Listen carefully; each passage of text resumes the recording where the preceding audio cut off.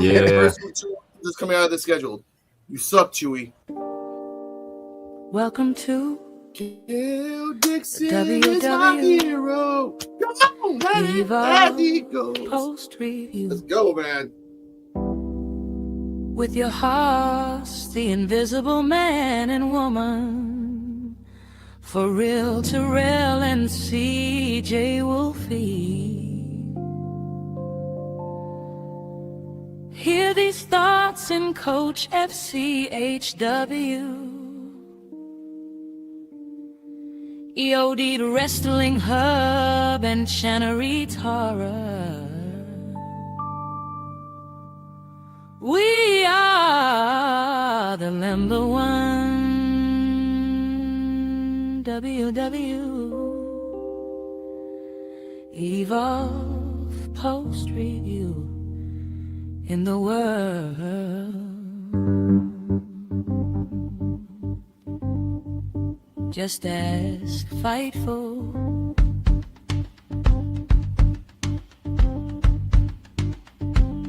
Wrestling.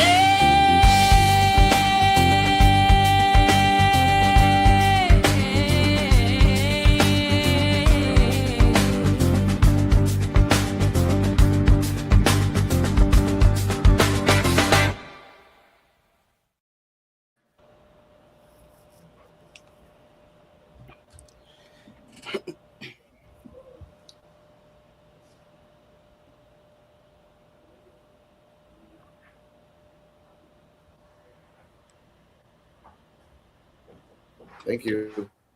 All right, here we go. Hello, everybody. I'm not from The Simpsons. Don't sue me. Welcome to WWE Evolve Post Review, episode 67. So, oh my God, I actually said it. I didn't want to say that. Episode 67. Get it. I didn't want to say that. I apologize. Oh, I don't want to press the button right now. It might mess me up. Episode 67 Post Review. Shout out to the Evolve Effect. I know, it kind of pissed me off. Terrell got mad. They walked away. I'm joined today with the All-Star cast.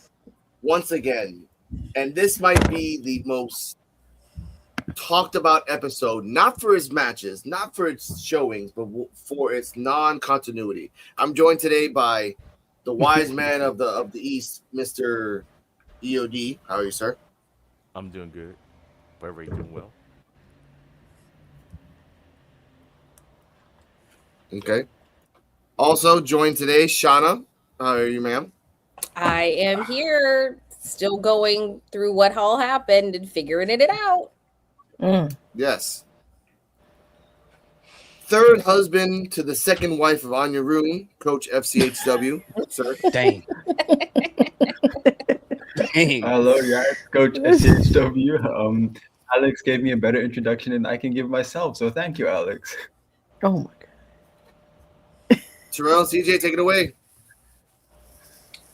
What up, everybody? My name is Terrell, and this is my wife, the beautiful werewolf. Hello, it's CJ Wolfie. How y'all doing? And together we are for Real real love. And this is the Evolve Post Review, hosted by P.U.W.F. We have the wise man EOD. What's going on, man?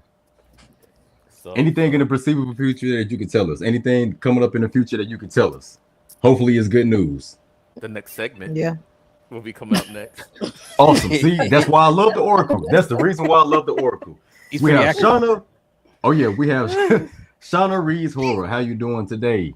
I am doing well. I will say I just got done beta reading a book by my friend Nathaniel Wright. It is loosely based on the Wyatt family lore, so I know I'm going to be talking about it a lot when it gets ready to come out. So those Bray Wyatt fans, be looking on the lookout for the buzzards we follow. Oh, whenever you get a chance, you got to inbox us that. Yes. Yes. Yes, definitely have to. Thank you. Thank you so much, ma'am. We got the coach, the fourth Powerpuff Girl. No, it's the fifth. The fifth. He's going off. No, you're going off the original canon. Obviously. Yeah, you're going off the OG. Yeah. Okay, so yeah, the fourth one doesn't count. Yeah, she never existed. There's no reboot. Reboots don't exist. We don't acknowledge it. There's a fourth Powerpuff. Hey, man. Oh yeah, man. You know there's a remake with a black Powerpuff Girl, but we'll talk about that some other time. But yeah, we got Hear These Thoughts, and the only way you hear his thoughts is if you listen to him tell you his thoughts. I don't know. That's a lot of words. I'm trying to figure out the hand gestures, but yeah, I appreciate it. Thank you. I'm happy to be back. It's hot in here. I got the fan blowing like right in front of my face. Oh yeah. Shoot. I'm ready for another day to talk Evolve. I'm happy to see you guys again. Huh? Oh yeah, happy to see you too, Oh, man. yeah. We having technical difficulties, y'all. They will be back in a moment, but I hope everyone is having an amazing night so far or day, wherever you may be viewing us from. Because let's not forget the reason why I said where you viewing us from, because we are, in fact, the #1 Evolve post-review podcast there is on this whole planet. Yep. Y'all heard what I said, right? In the ones. world, Craig. In the world. Top 2, not 2. There we go. He's Oh back. my God. I'm like Frankie Lyman. I'm like Frankie Lyman on the balcony. I'm on Okay, top here of the it world. be I'm again. in the world. Oh my God. Frankie Lyman. Oh, and then we Now, and last but not least, y'all, before the technical difficulties, we have Mr. and Mrs. Invisible. And you can't see them right now because they're literally invisible. over here. Yep. Though we But are their here, ladies hearts- and gentlemen. But their hearts pump like fire.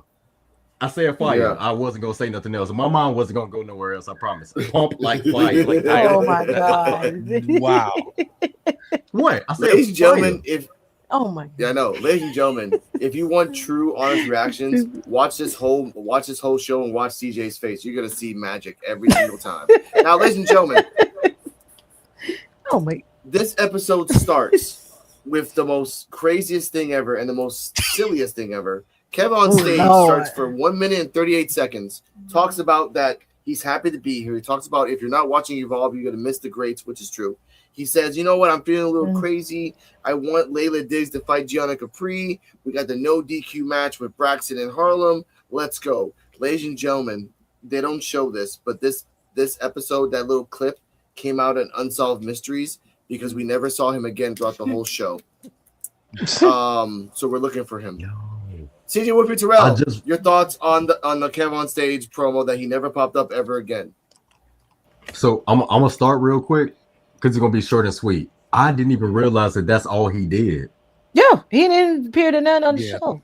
That was it. It's just that beginning segment of introducing all the matches of the show that he put up on it, but you're not there to do it. But Tiffany Thatcher count is on there. I thought you was the guest GM there. So I don't know. I don't know. It was weird. Yo, it was that weird. That was weird. I thought was weird. Timothy wasn't gonna be there neither. I forgot about that. Oh my god. Yeah. Yeah. It was weird. Now, I give it a C. Thank you. Wow, thank you. No, you're right. Before we get to hear these thoughts, the reason Gabe Sapolsky followed me, and I'll say this honestly, I crapped on him and said that you had bad time continuity because of this. So, I mean, thank you, Gabe, for following me. But like, I'm being honest. Like, this is you tell us for weeks. Hear these thoughts. Your thoughts. Yeah. I'm not a big Kevin on stage connoisseur. I like some of his stuff that I see on Instagram, but yeah, this was kind of pointless. Like you said, he wasn't there for the rest of the show. I don't think they explained to him what a GM does in these shows. All he did was the intro, and then he walked away. And he said, "Let's do something crazy. Let's put people together in a match who has a feud." That ain't nothing crazy. That happens all the time. What was crazy about that? I don't know. It was. I get it. They gotta pull, people from other 2B shows to kind of get things going. I get it. I understand it. But at least don't lie to the people. Just say that he's gonna host the beginning of the show, and then say that because he didn't GM at all. Yeah. So. Yeah. Yep. Also had to applaud you too because I'm not big on Kev on stage either. Yeah. Uh-huh.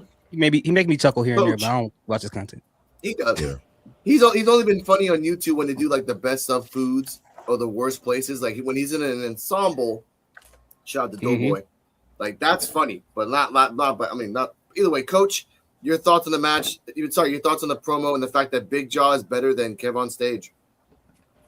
I don't know either of the two people really. I don't watch their content much, so it really Big didn't Jaw affect is. me. Yeah, I know he is, but like I don't watch their stuff a whole lot, so I don't.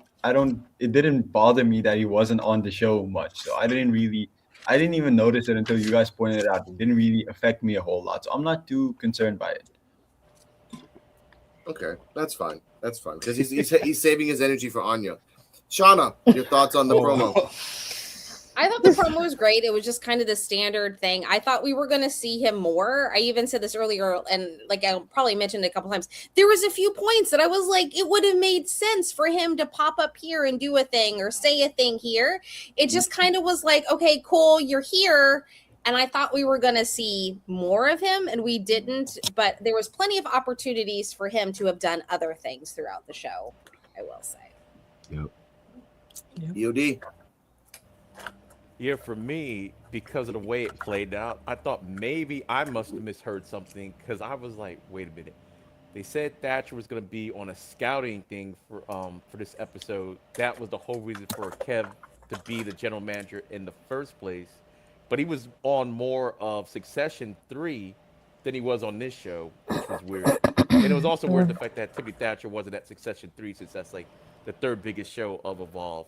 So I will say this though, that production value, I don't know what's going on with the Tubi budget, but the Kev on stage thing, it looked a little crispier.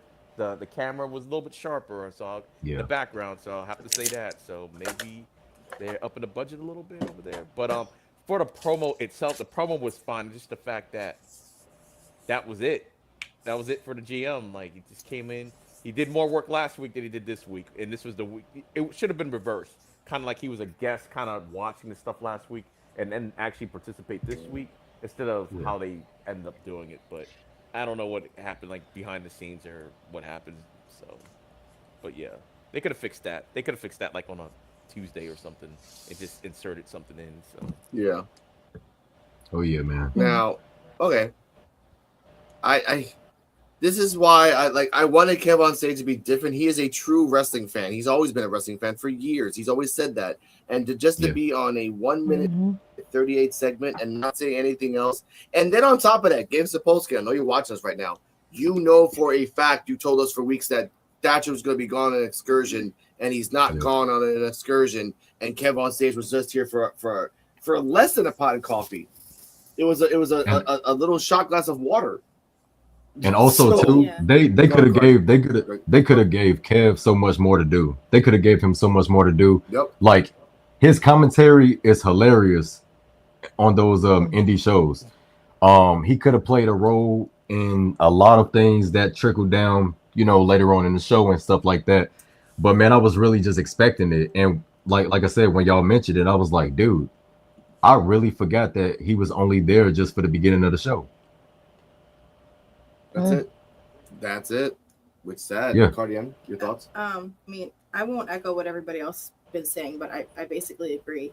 Can I ask though? I didn't really notice. Was he actually there in the beginning of the episode, or was it just like a filmed vignette? Yeah. So so that confirmed my thoughts. Yeah, he wasn't even there. I guess that's all I want to say is I'm not crapping on him as the choice for the GM. I just think the execution could have been better because he clearly wasn't there for this episode. No, there wasn't. You kept saying that McDonald's is gonna have a sale on Saturday. We get to Saturday. McDonald's act like we don't fucking remember that shit, and it's Saturday. I mean, if where's my fucking? If he's supposed to be there for 2 weeks, and there's another week where he'll actually be there. But this is real life problems. That was a random example. No, but that shit happened to us. Real life problems. All right. Okay. Yeah. Okay. Because if they were going to do that, they should have just pre-recorded Nikita doing that and used that in the beginning of the show. Yes. Yeah. Which, by the way, shout out to Nikita. Shout out to Nikita in this whole cinematic universe that she's been doing today. She just started that today. Holy crap. Man. She's going on a Bray Wyatt excursion. I love it for her. Now, I know we'll talk about her a little later. All right, match starts. Well, we get Layla Diggs. We get Layla Diggs and Mason Holiday, who this must be her last taping. I don't even know anymore. Evolve is a weird, timey-wimey shit. Fucking weird. Yeah, this. So I must say this 2026 is weird. Yeah, it's just fucking weird. So she comes out with Layla Diggs. And they're dancing all that stuff. Then Gianna Capri comes out with the rainbow robe and everything else. And like I said in the Evolve effect, no IWC crapping on her wearing rainbow stuff. Just Aaron Rourke for some weird reason. So she comes out. And she's like, the sauce. Anya Rue was in the VIP section the whole time. She basically was a mannequin from the movie Mannequin. Just do anything. Match starts. I call the move of what she does when she spreads her legs. I call it the leveler. She just spreads her legs like a giant stick. So that's pretty cool.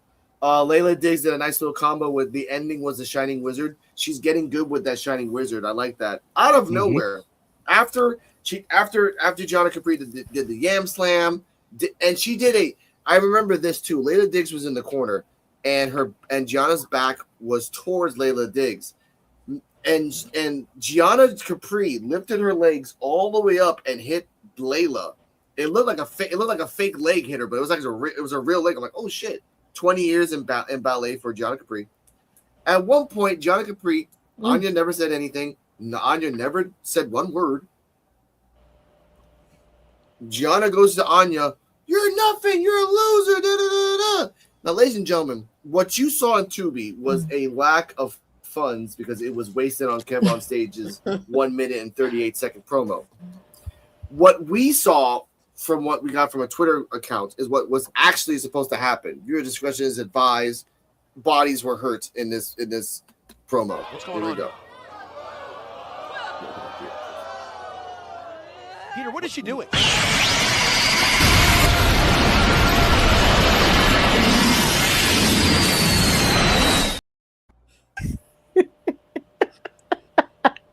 Wow. So I'm gonna give a shout out to the person who made that. Yeah, exactly. Yes. Gianna no sold it. Gianna was jeering like, what the fuck was that? I'm sorry, guys. Turned around, backflip into a Pele kick, and then Miss Layla Diggs goes to the top rope, moonlight to the stars. I like to call it for the 1, 2, 3. Mason celebrates with Layla, and they're at the Titantron at that moment. We're just gonna pause it right there when Mason and Layla were at the Titantron celebrating.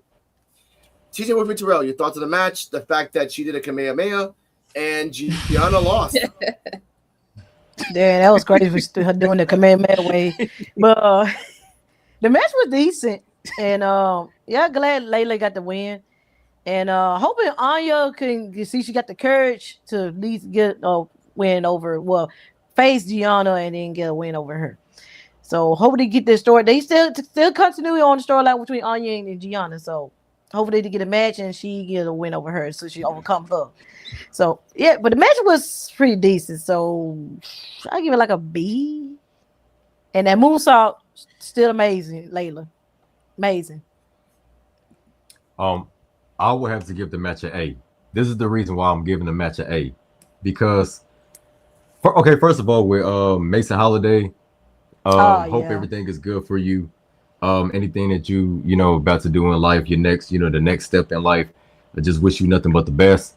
And I did, enjoy your in-work performance and your and you having your back for Layla Diggs, aka Coach's one of his wives. The way she had her back in that match was so awesome. Like, get her, get her. Get like, her. Like you gotta get her. Like you gotta get her, man. I loved it. I love the chemistry between the two. I'm gonna miss it. What's her name again? Gianna? Does say Gianna. Right? Gianna. She makes a really good villain. I do like it. I love the energy that she presents. She reminds me of a even more heel, stuck up Ariana Grace. You know what I'm saying? Yeah. But she come off as more like she like it's more of a serious heel. Yeah, it's a serious heel versus the comedic heel. Yeah. But now, Ariana's getting her bag now. But I love the match. And I say the reason why it gets an A is because of Shining Wizard, my favorite finisher of all time. I love the Shining Wizard. So Layla Diggs, you did your thing with that, even though it's not a finisher for her. But and Anya Rue, we got it. We got it.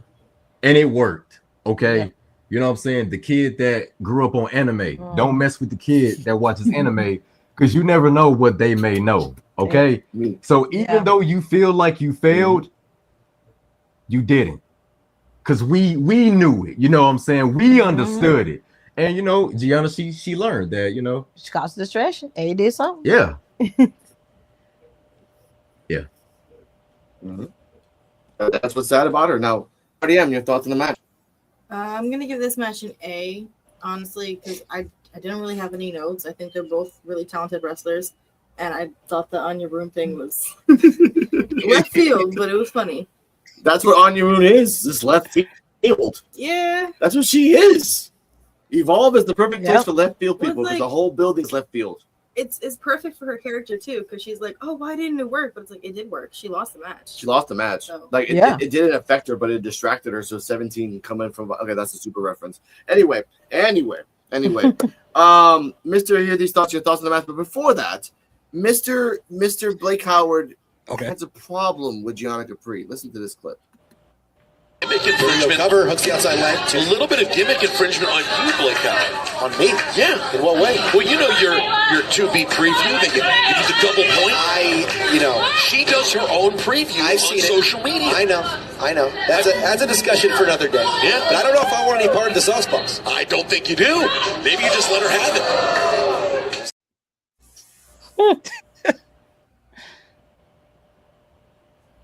Well, dang.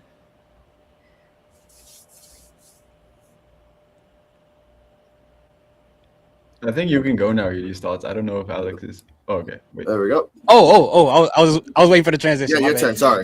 My audio. Sorry. Okay, it's all right. So Yeah. So I give the match an A2, man. Gianna Capri, I'm just gonna warn you. You need to be scared. Anytime somebody that's in the anime attempts to command mail on you, they want you to die. Okay, I'm just letting you know. And if she figures out how to do a spirit bomb, it's over. Get a couple of senzu beans, it's over. Now, as far as Layla Diggs, I love the Shining Wizard. I love when she does that moonsault. She seems to get higher and higher. I get scared that she's gonna hit those light bulbs at the top of the ceiling because she be up like all the way up there when she does it, and she's up there for a long time.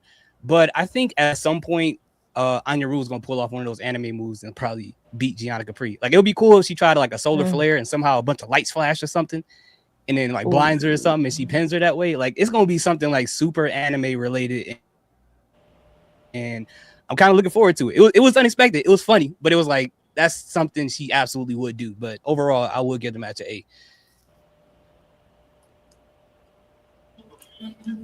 Okay. Coach, your thoughts on the match and your second girlfriend, third wife, helped Gianna. Yeah, I'm gonna give the match an 8-2. I'm just very happy with how successful Layla Diggs has been because I remember how much everybody liked her at the beginning, but she was still a jobber to where she is now, where she's kind of like she's really picking up momentum. I'm really hoping she has like a championship opportunity soon because her and Nikita Lyons would put on a banger match. And then I'm also happy with the Gianna Capri and Anya Ruin feud, the way it's been continuing. It's been a pretty fun feud. It's like I've just been enjoying how it's been built and how silly Anya Ruin has been. And it's that kind of silly where I know a lot of people are calling it cringe, but I'm finding it very entertaining. It's a lot different than anything else we're seeing right now. So I don't have an issue with it at all. So I'm just, overall, a really A+ match overall and segment, I guess you can call whatever Anya Ruin tried to do. Okay. I mean, she did a Kamehameha. I love that Peter Rosenberg said, "Is she tried to attempt to do a fireball?" And I'm like, "Oh, Peter, you're old, but you don't." Is he watch trying to him. throw something? I'm like, please be Peter. quiet, just please. I know. Yeah, I like Blake's like, oh, I guess it didn't work. Oh, she tried it again. But Chana, your thoughts on the match and that she lost. Yeah, so I enjoyed the match. Like I said, I really liked it. I think this is a good way to continue the Gianna Anya feud because, once again, Anya can say she got a one up on her because she cost her the match, and Gianna is going to be like, "You cost me the match." So I think it's going to be really fun to see this continue on. Excited for Layla. I think it's going to be interesting to see her here, and then of course everything we saw with her on NXT this past week to see how those characters and how she's doing on both of those because she does have that match next week on NXT.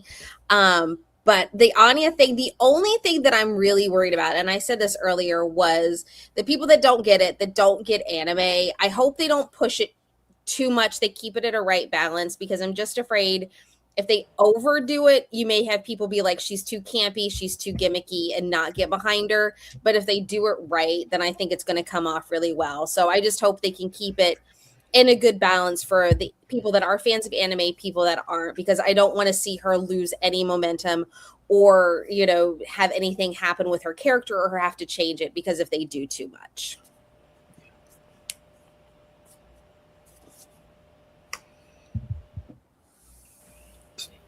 EOD, your thoughts? Yeah, I thought this match was really entertaining. Layla has been doing a great job, and it's like this bittersweet because knowing that Mason Holiday is not going to be around anymore. I don't know. I always liked her, but I'm glad. Hopefully, she's off to bigger and better things. But the match was really really good. Capri, I do like her pre-show, and for some reason, if any of y'all watch Friends, when she does the pre-show, she kind of reminds me of Janice Chandler's ex-girlfriend on the show. A little bit when she was talking the about, sister. Yeah. Oh, sounds yeah. like Janice a little bit to me. So I thought that was kind of cool. Oh my God. Yeah. Oh my God. Yeah. So yeah, and Anya Rune, when she came out with that move, I'm saying it here. I said on the Evolve Effect first, so I'm saying it here second. We need to have our first ever cinematic match on Evolve. It needs to be these two. So you can actually pull these little special effects. Don't have to be anything big. Just it could be something just as simple as that clip that we saw on Twitter. I actually did repost that because I saw it earlier today. Just something to shoot on an iPhone. Just put some little iMovie graphics on it or something like that. Let her do some of the stuff in the cinematic match because I think that would be kind of cool. Her pulling off some of these moves. Hell, it could even be a dream sequence for all we know. Who knows? But I think we need a payoff for some of this stuff. But it was entertaining. It still worked. She still used it. She still lost the match because she did the move. So yeah, everything's coming up rose for Anya Rune, and I do also like the way they're continuing the feud. It's like the feud's still going without them really ever actually touching each other or anything like that. So it just feels like okay. So when they actually do have that blow off match, I know they had a match before, but I think they're doing a good job with the build of the feud. So I liked it. I think the whole thing was like an A segment match, and yeah, whatever Anya Rune was doing there. So. And the saga shall continue for another few weeks. Again, they've done 2 sets of tapings. That's 8 episodes. We are just ramping up to something, gentlemen. All right, post match, Layla and Braxton. Sorry, not oopsies. Layla and Mason are dancing. Braxton pushes them both aside and doesn't remember that you have to ask permission or excuse me to go through women, but I guess not. Those 2 women didn't beat his ass, which is something they should have done before he left. He complains that no one gave him permission or consent to be in a no DQ match. Harlan Lewis came up from behind him and said, "Bitch, that's up." So the match starts. He hit him in the back. The book flew. Match starts. Now I said this in the Evolve Effect. I don't have to read the play-by-play for this one because this is fucking crazy.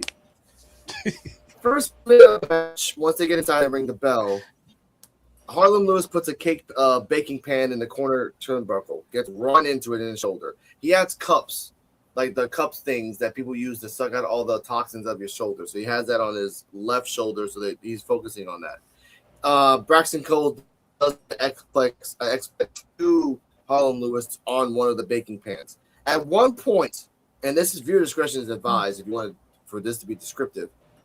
At one point, Braxton hits him with a tennis racket in the throat, then goes outside. The person in the red hoodie says, no, don't grab that. That's someone else's cane. He grabs a cane, goes back inside, hits the cane. The cane shatters into fucking pieces. Shatters. Almost hits a fan. That's one. Then he grabs a mop, breaks that mop, shatters as well, almost hits a fan. After Harlem comes back, crotches him with the double mop. Then he grabs a mop, shatters it on Braxton, and that particular stick of wood goes all the way up to the roof. We talk about how low the roof is. It hit the roof and went straight down and almost hit a fan by 3 inches. By 3 fucking inches, it almost hit a fan.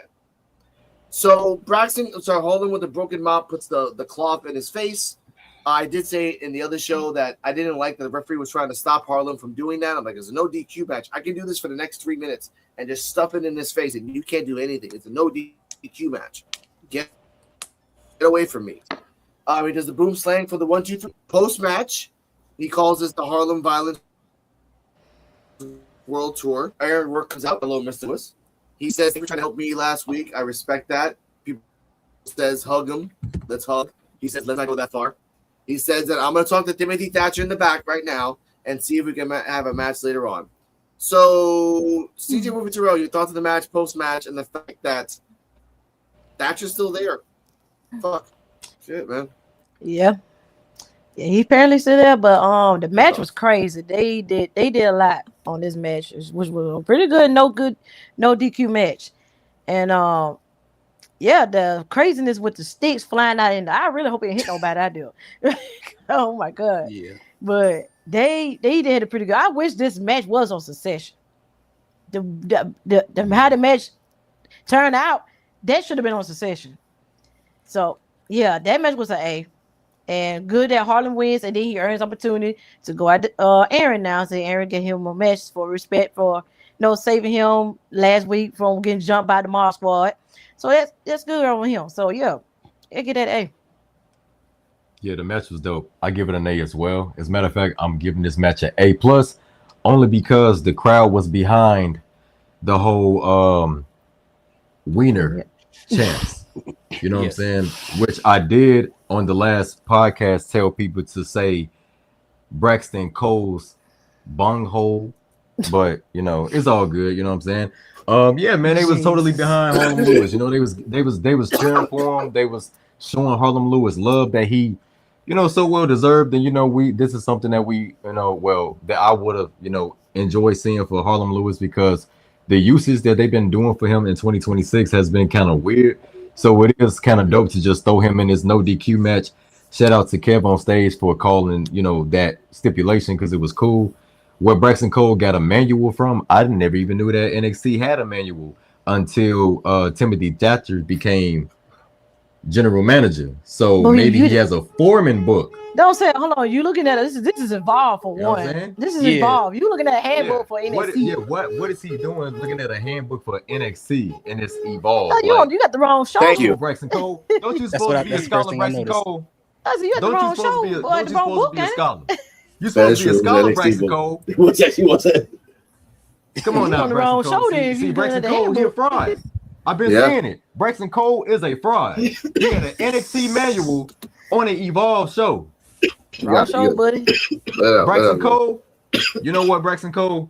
That's why you lost. That's why you lost. Harlem Lewis won. The match was brutal. I love no DQ match. Man, Braxton Cole, man, you know what you could do, Braxton Cole?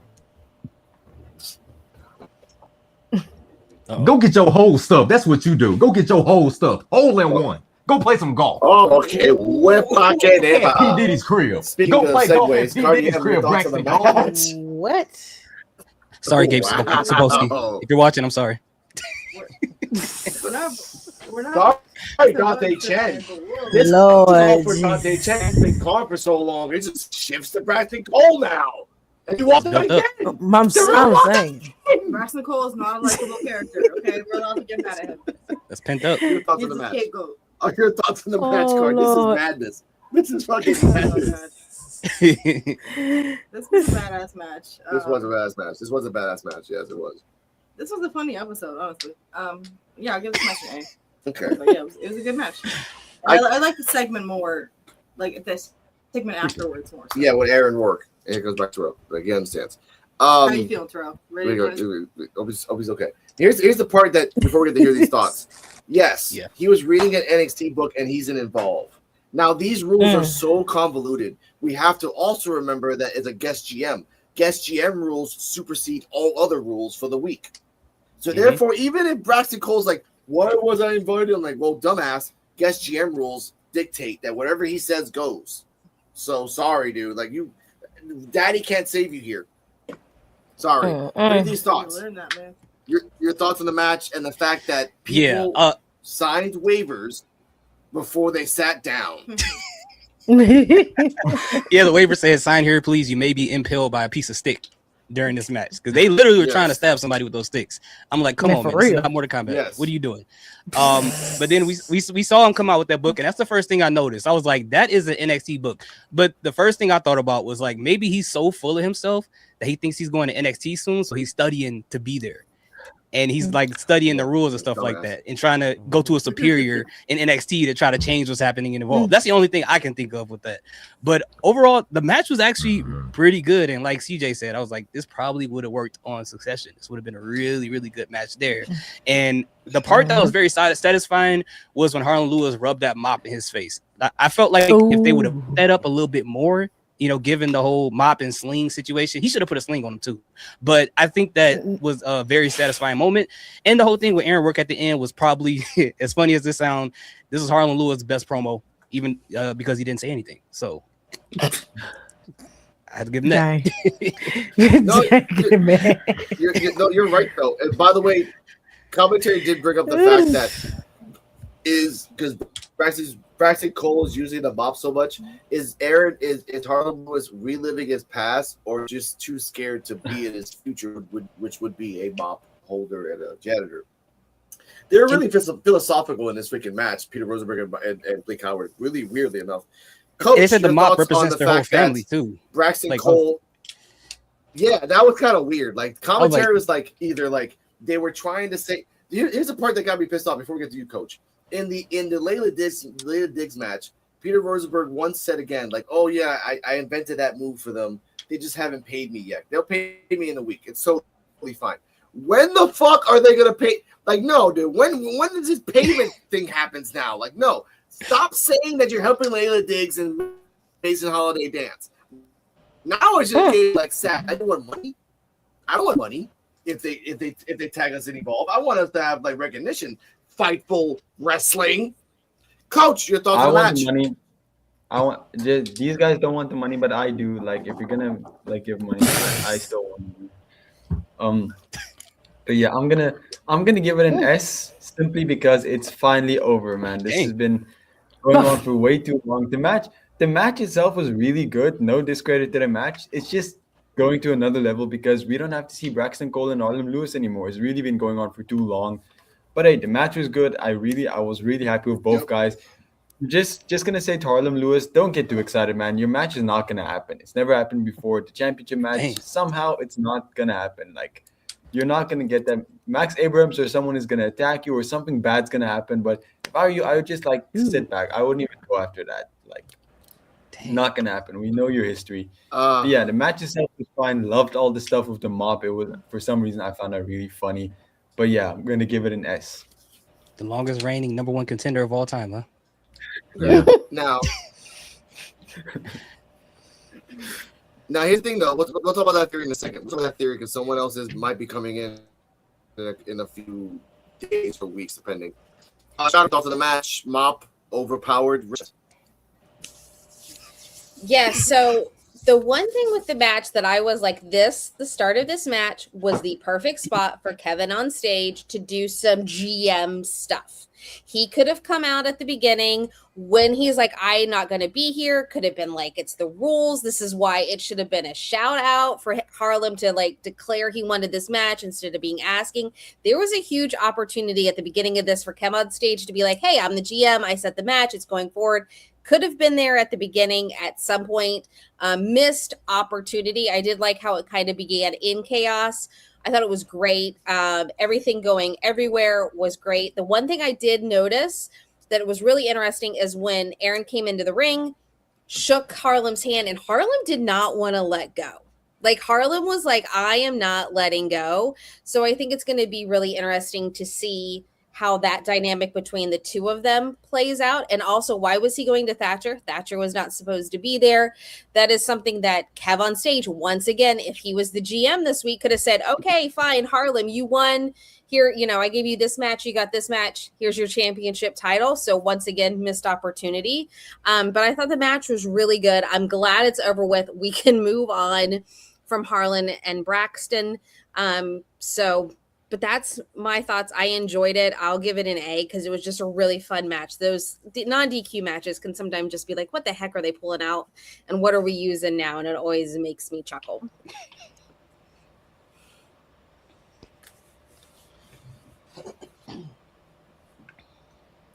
What up, Truman?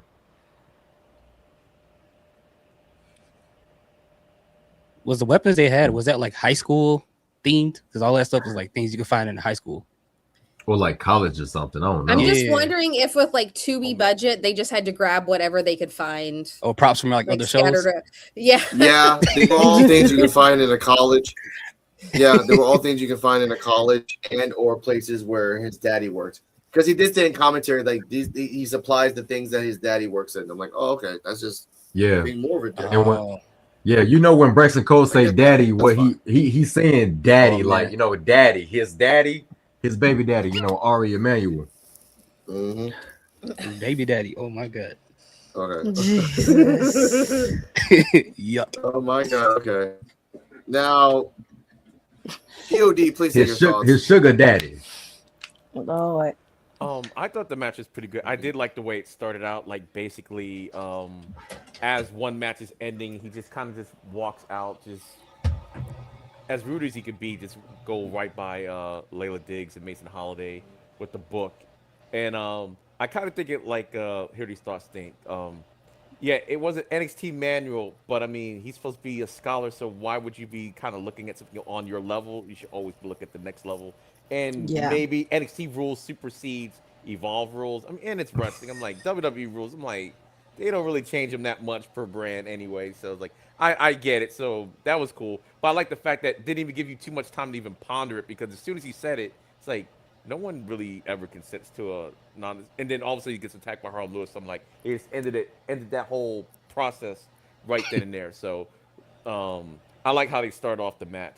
But yeah, there was, their prop department, they got to do something, because either they were hitting each other hard as hell, because these was like some one hit things, and things were shattering into the crowd. Once it's like kind of, but like almost every weapon they had was like shattering everywhere. I did like the spot with the cane, and especially when Braxton started walking with the cane. And for full disclosure, I actually do have to use a cane, so I found it funny. So don't come at me and everybody. So yes, I have to use a cane myself, and I thought it was hilarious. Yeah, so it was the match. I'm glad this doesn't need to be a Braun Breaker Seth Rollins situation. I think the feud is over. I think Braxton Cole did what he had to do. Harlem did what he had to do. I like Harlem's new look. Hopefully this is his new look, because I don't know. I kind of like it better. And ironically, I laughed at first when they said this was like his best promo. But I always said that Harlem Lewis promos sound better when he just says them instead of like kind of have to read it off of something. So I agree with that. Edward come at the end, and I like the whole how he interacts with the crowd. The crowd was really into the match. They were heckling Cole, chanting for Edward, talking about like hug it out, and he was like, "No, let's not get crazy." Even though he was showing them respect. And I do like the fact that Harlem did come to his defense, but I thought it was more like, okay, I want to beat you for the title. So, okay, I'm not going to let these guys, like, just jump you for, like, no reason type of situation. So I like that. So it's, like, maybe a little respect, but he wants that belt. And hopefully he can get that one-on-one match with him. But like his coach says, that man was the #1 contender forever for no reason. Like, what, 3 people leapfrogged him while he was the active #1 contender for the belt for the one-on-one match? So that's crazy. It's not like he lost his #1 contendership. He was still #1 contender with 3 other people getting a shot before him. That was crazy. But hopefully he gets it. But it was a really good match. It was a fun match. Now Braxton Cole can go on to his next feud while we have Aaron and Harlem Lewis potentially. Maybe that might be his next challenger. So I do get why he said he got an axe stature. You know. Why axing him today when he's not supposed, but that's a whole nother story. Maybe rain delay, but because maybe Thatcher might have already had somebody in mind for him to fight. So I'll just have to think of it like that. Maybe there was always somebody in mind says, okay, let me go axe so you could be the next person, you know. So I'll have to give him some leeway with that. So. Yeah, such is life. And I'm happy for Harlem Lewis. What my thought was that Coach brought it up. Here's the part that Coach is not going to like. And I said this. gave you so many shout outs on the Evolve effect. It's quite amazing. We know that Thea Hale is coming to Evolve. What if, when they finally have the one-on-one match, Harlan Lewis versus Aaron Rourke? Because again, I don't think the Mob Squad is going to get involved in that. They have 1.0 to deal with at the moment, even though they washed them theoretically. Let's say Harlan Lewis has a fight with Aaron Rourke. They have a match. It's going equal because they've had the match before, and they can go equal back and forth. It's basically just who can one up somebody that can win. Thea Hale comes in, slides in, interferes. Harlan Lewis wins. That is something that would piss off Harlan because he doesn't want to do it that way. He's a baby, like an honorable, like a samurai baby face. So what happens when your girlfriend helps you win and you don't like it? That could be a possibility as well. Because there's no way Harlan can win. We all are saying it. I hate to say it, but we all are saying it. He's never going to win the title. It's kind of sad, but it's kind of funny at the same time. He's going to keep on going after it, going after it, going after it. He's never going to fucking win. I'm sad about it. So make it a way that he never truly won it, but only by interference. The JC Jane objective. Well, I think now he's probably not going to win only because he's more of a he's on main event like a lot, and they always he's an NXT guy, so they just haven't seemed like we pulled the trigger on the NXT. That's the reason why I don't think he's ultimately not going to win, because he's probably not. He might not be there long enough to have an actual reign if he wants to win. That's all. The counter that it is funny about the you said it yourself. He is on main events and NXT dark matches, not NXT the show. That's the difference. Like, they use him enough for dark matches and main event, but let's get real. Carmen Petrovic was on dark matches and on main event as well, and she's on AAA. But in NXT she loses, which I said that too. Undertaker, you need to call Shawn Michaels and put him in his place. My crew wins everywhere. They don't lose in NXT. That's what I want to say. That. Well, it's the same thing. Layla Diggs been on NXT for a long time. Who's not scared to kind of lose at the same time? So. Yeah, but they didn't value her. And guess what? They only called her because she did one of the greatest moonsaults in the last while. Like, that's why I feel like Layla Diggs, like, she was not really ready to go to NXT. She was thrusted up there because she's like, you know what? Because guess what? If you were ready, you wouldn't be in a faction with Natty and Nikita and Carmen. You would be by yourself. You would set your own path. You don't need evolution. Randy Orton. I don't hate the Natty faction. Himself. Exactly. Yeah. I think it's a pretty fun faction. I think we need like a big women's coach. Let's be real, coach. I like the faction. I actually like the faction too. We do. But yeah, man. I think it's fun having a faction. It doesn't make sense in the storyline of wrestling. Yeah, I'll say that. I don't think the faction makes a whole lot of sense the way it was set up. But I do like the fact that we have a faction. It's a bunch of people that I didn't think would be in a faction together. Like, I can see it working. Like, I don't think it was set up correctly, but I don't hate it. Yeah. We just didn't see how it happened, so that's what makes it confusing. You know what I'm saying? Retribution. Yeah. They had a reason why they got together, Dark State, the Seal. But they had a reason why they got together. Yes. The natty. What do you call it? The natty pack. I don't know what they call it. The natty pack. The natty pack. The natty pack. Natty pack. You get it? The wolf pack. The natty pack. Yeah. Natty dolls. The dungeon dolls. The dungeon pack. The dungeon pack. Braxton Cole Packers. Mm-hmm. What? Okay, all right. What, Braxton Cole? He disrespected Layla Diggs. He's a pro. He got to get packed out now. He got to get packed out now. He pushed her out the way. He got to get packed out. Yeah. Or. And by the way, when he dropped that book, it was blank. I don't know if anybody noticed that. It was blank. No, it had words in it. It had words in it. But here's the fun part.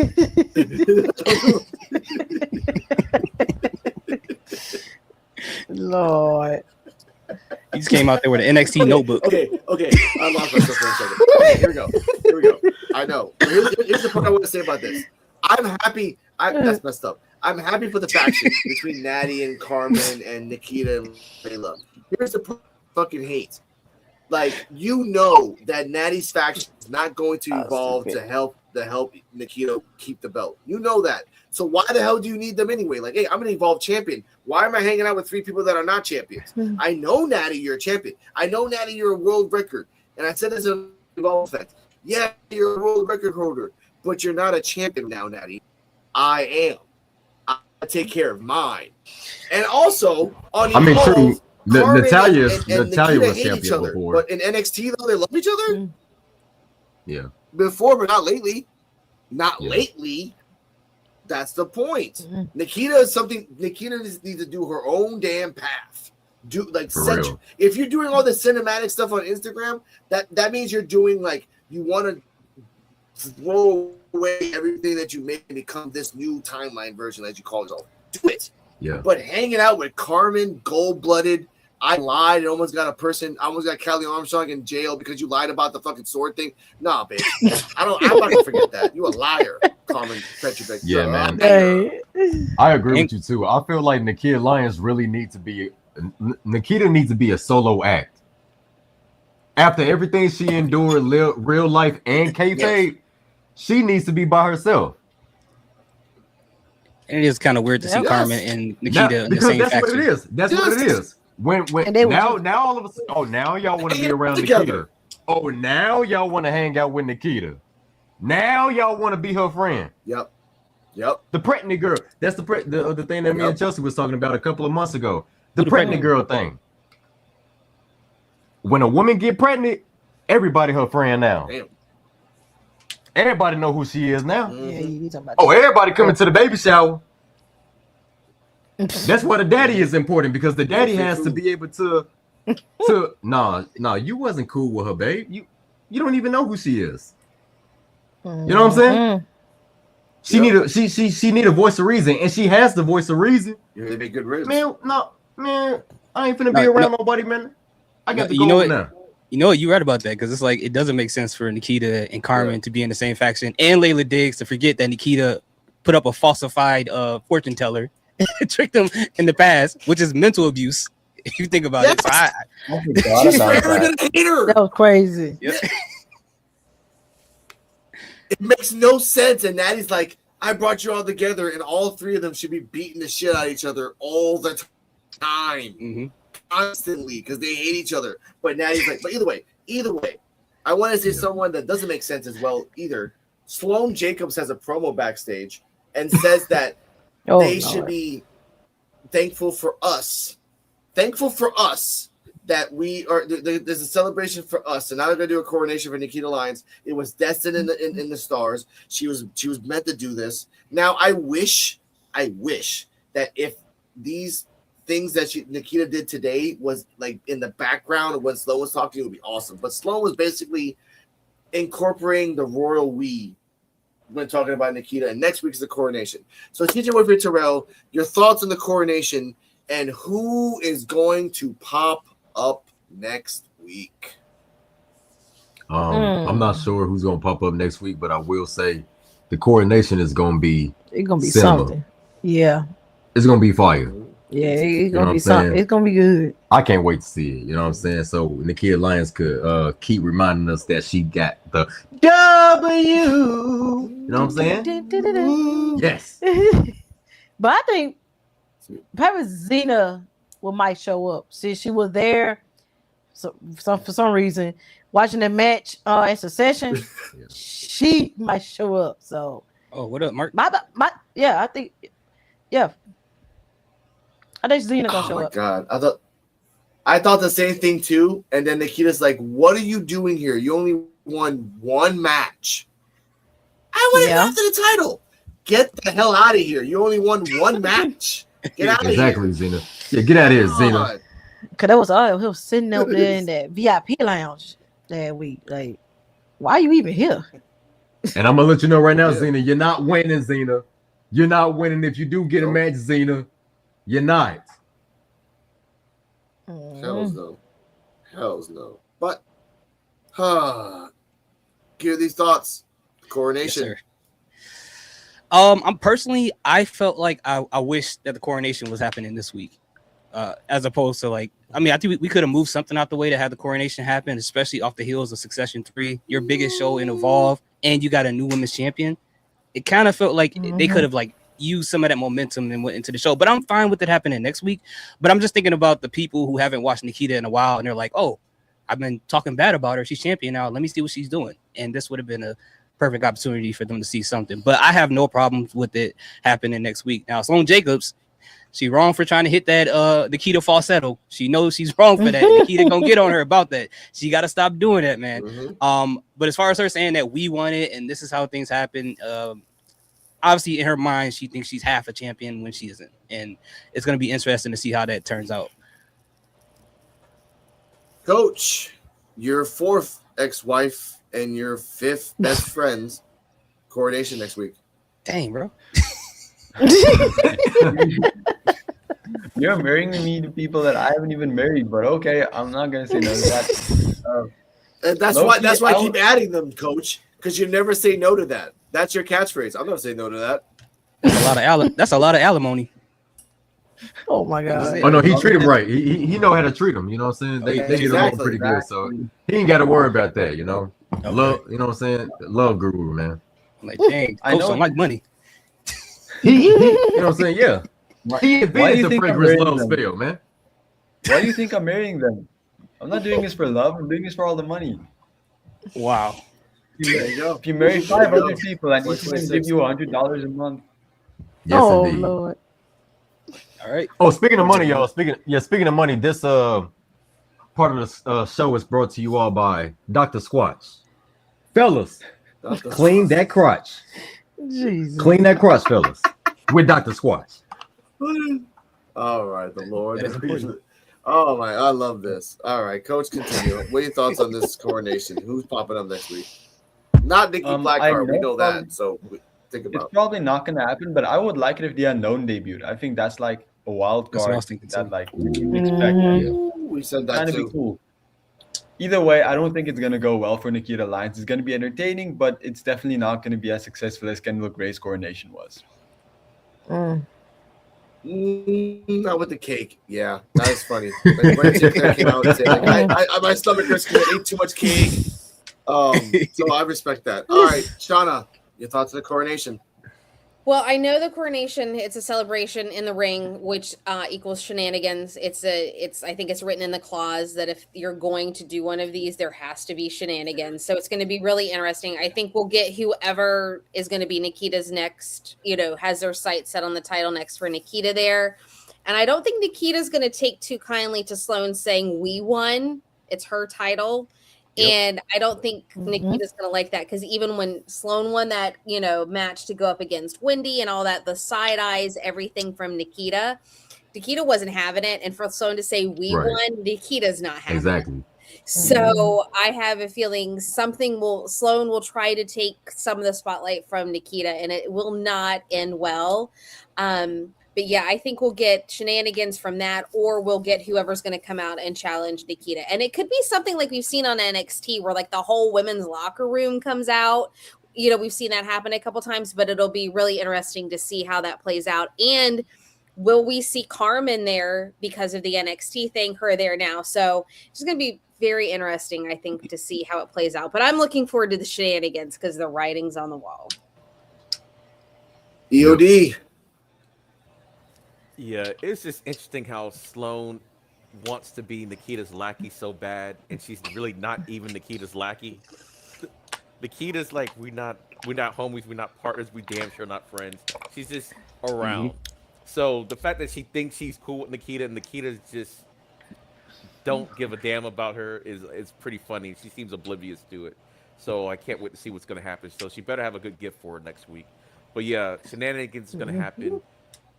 Depending what's going on with this TNA knockouts thing, maybe Wendy Chu might show back up next week, unless she's like completely done with it. But if she's not, I think Xena might show up, and it'll be kind of like you've only won one match type of situation. Or we could get the clear out and everything. I do think we might get an the unknown tease. I don't think the unknown might show up, but maybe we might get some type of, I don't know, lighting going out or something like that. But I think ultimately, I think Xena might end up being the first victim somehow. Just just so you can get a win under your with your championship. So, and the fact she was in the VIP section last week, which was, I like Xena, but that was odd as hell. You had Kendall, you had Callie, and you had Xena, who won like one match. So it was like, but who knows? They do like to set it up that way. So maybe it could be one of those things where she tries to challenge her, and she's like, "Look, you don't even have a win-loss percentage to even like talk to me or whatever," and maybe something happens because of that. But yeah, I do want flowers though. I need them to go into Nikita's gimmick though. I want some flowery stuff in there, like foresty. Or some crystals. Yeah, I think she needs some crystals too. Yeah. Decorate the ring a little bit like that. So a whole bunch of cats. Yeah, that'd be kind of crazy. And raccoons. She does like raccoons as well. They don't got kind of crazy in this world. Shiloh can bring the raccoons. Yeah. Shiloh, like they're both in the same place. Yeah. From Home Depot. Real plants? Okay, yeah, that's true. They don't have the budget for that. They don't really have the budget for a lot, so you gotta get what you can get.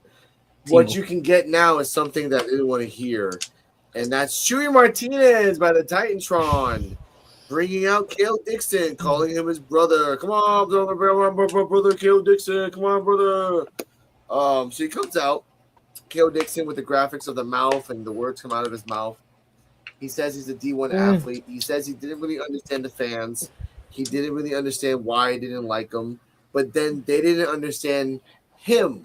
They didn't understand that he is a D1 athlete, that he turned down, like as EOD brought it up, many contracts to be in baseball, to be in the WWE.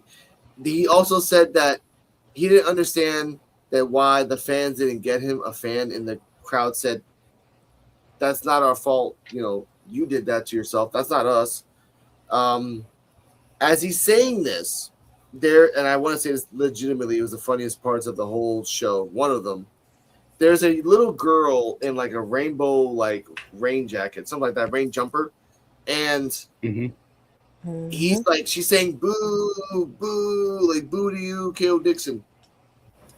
And then Kale Dixon kind of flubs a little bit when he talks about baseball. He does flub a little bit. Then they go back to the little girl who has a fist in her hand, and she can't give the middle finger because again they will blur it. But she points to where the middle finger is, and then I was thinking to myself, "Where's your mother? You're badass. You're the new Izzy. Or like, where's your mom?" But then like, I love that Chewy Martinez takes the thing away. Which, ladies and gentlemen, Chewy Martinez, thank you for liking my post on Twitter. I respect you for that.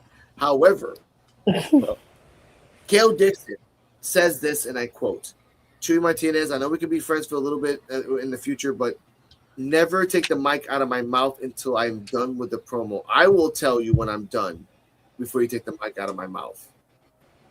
At that moment, I wanted to make the wanted list and put his first name on there. Because finally, someone told Chewy Martinez the smartest thing in the world: keep the mic next to your mouth, you dumbass.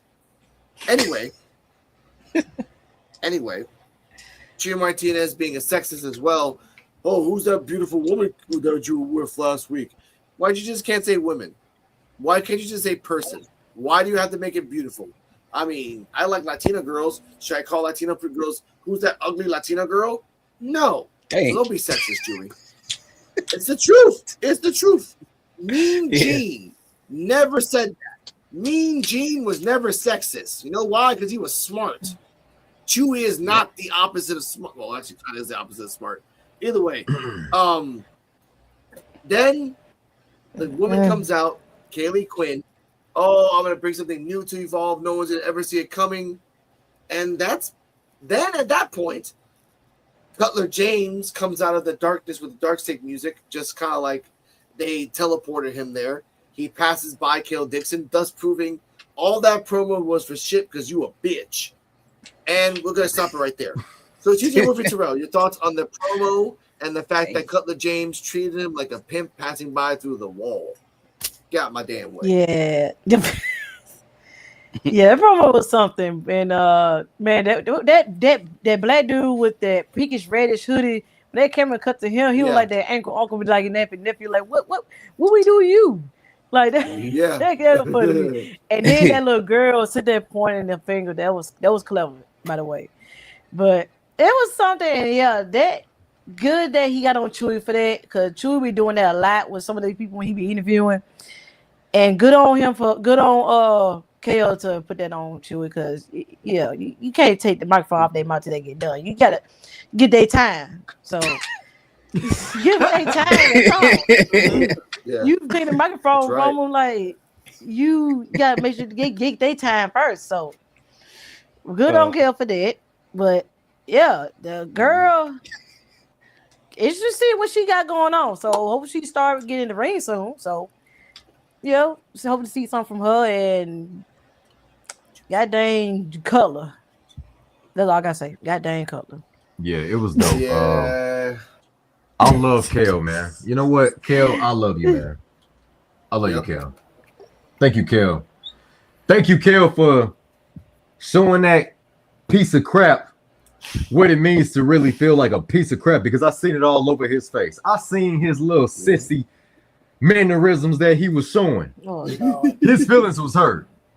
Yeah, Chewy, because you needed to hear it, and you needed to hear it from a superstar. Your feelings was hurt. You was in your feelings, and you didn't want to really hear what he had to say after that. Now, did you? He sure looked funny too when he said man, Chewy a little man. Chewy is. Yeah, he tell you the truth though. Man, Chewy is 5 of them. I'm trying to keep my words clean, but he's 5 of them. You know what I'm saying? Yeah. B, I, and you know the rest of it. He's 5 of them for every single letter. You know what I'm saying? He's an itch. He's an itch that you just can't scratch. And when you scratch it, dang, why is that itch still there? Oh, wait. That's Chewy. Yep. I don't like Chewy. Chewy is a piece of gum. No one likes him. Chewy, you a piece of gum that when you put it in your mouth, the flavor going already. Because Like, you ain't got no flavor. Oh, You's a yeah. sucker. He done zebra stripe gums. Remember those? Yeah, dumb. Yeah. Yeah, shitty ass gums that didn't last for nothing. Oh, weed. Not But a yeah, but other than that, damn. yeah, but other than that, thank you, Kel. One, two. Thank you, Kel, for letting that dude know what he was. Yeah, Chewy, you got to put in your place, and you just got to learn for next time. Hold the mic up to people correctly. You know what I'm saying? Become a better interviewer. You know what I'm saying? Like, get some practice in. You know what I'm saying? Go to professional interviewers. Heck, Peter Rosenberg can show you how to be a better interviewer. Yeah. Come on, man. We good. But yeah, the mystery lady,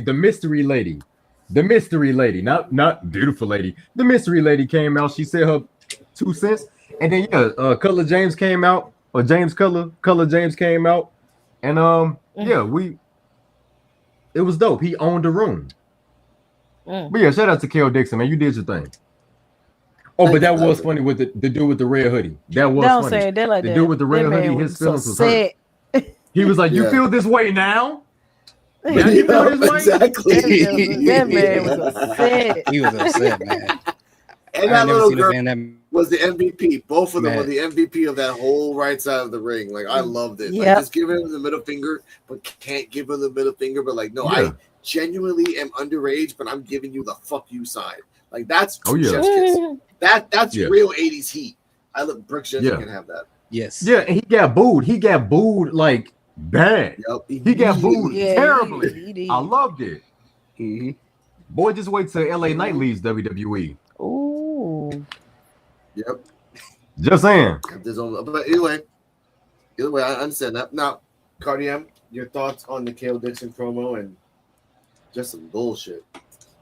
I'll be honest, I was trying to think of something clever to say for this, but all that I will say is you were wrong, coach. Wow. What? Wait, what happened? Because remember last week. Again? No, that because he did say last week. Oh, I thought it got released. Kel Dixon is not horny for Cardi M. That's what you said. Your words. We got it on video. Yes.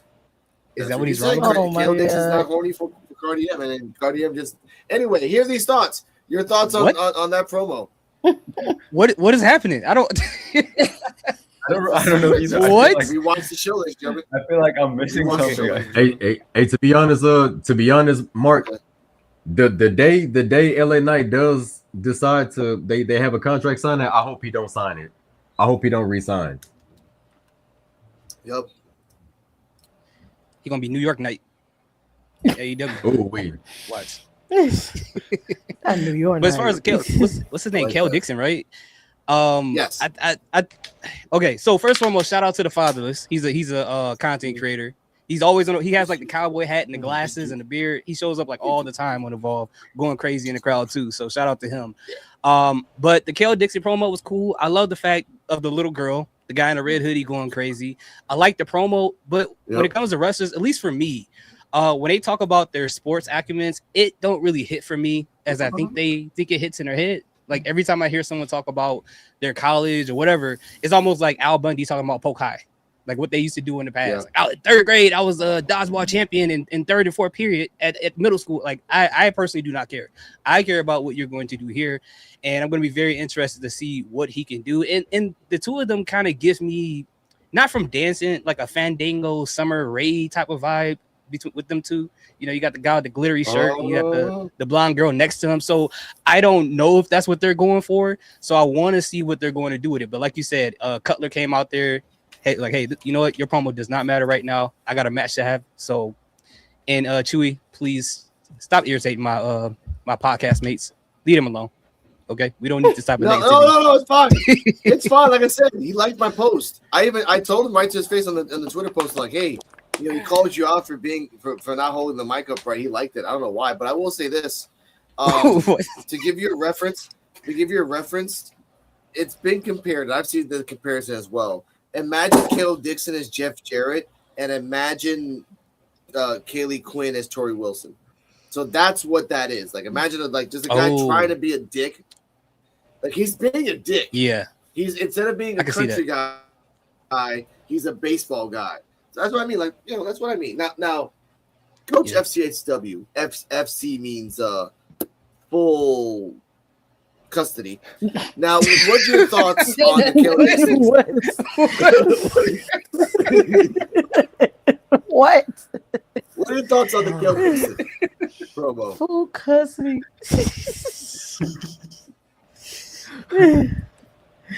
Oh. Okay,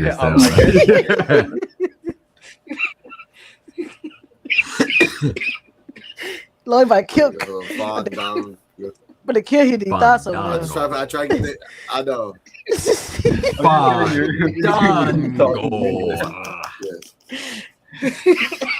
You're up, Coach. Kel Dixon promo. I'm just giving. Everyone's gone. I'm sorry for that, but that's just how it is.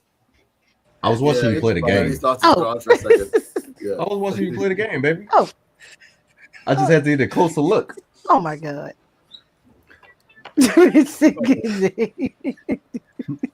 Lord. I know the don't. Gather your thoughts.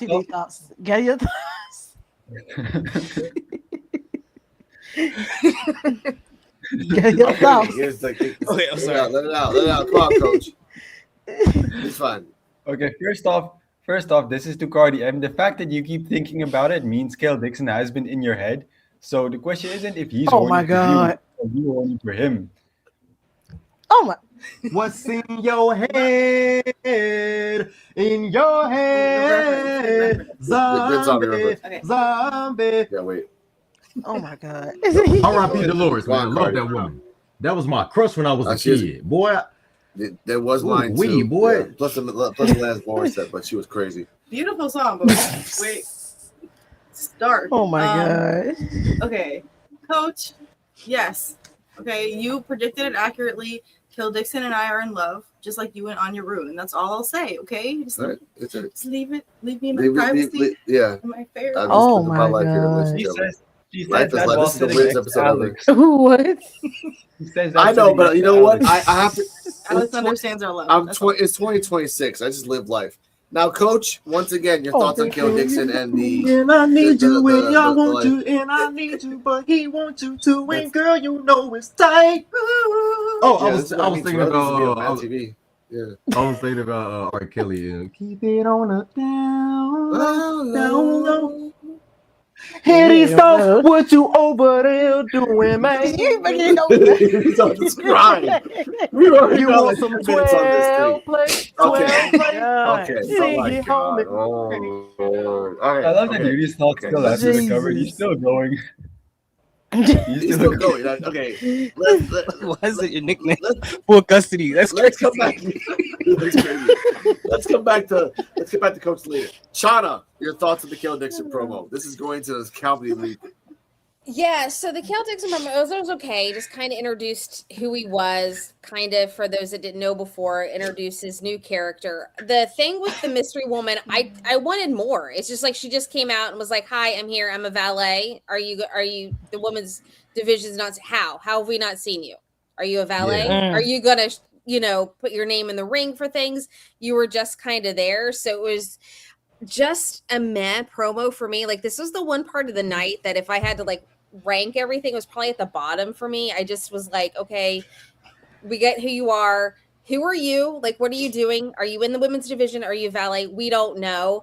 But I did like how Cutler James, because one member of Dark State that I can never remember, he's just there, and it actually gave like he was the best part cutting into it because it was over with.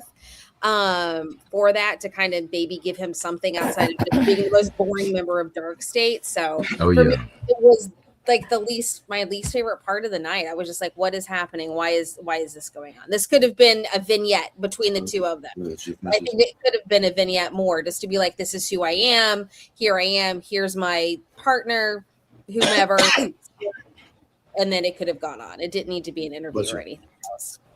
Yeah, she should have introduced herself. Yeah, you're right. They she should have let her like really introduce herself. And to back off what Shauna said, you know what I'm saying? Like, what do you do? What do you do?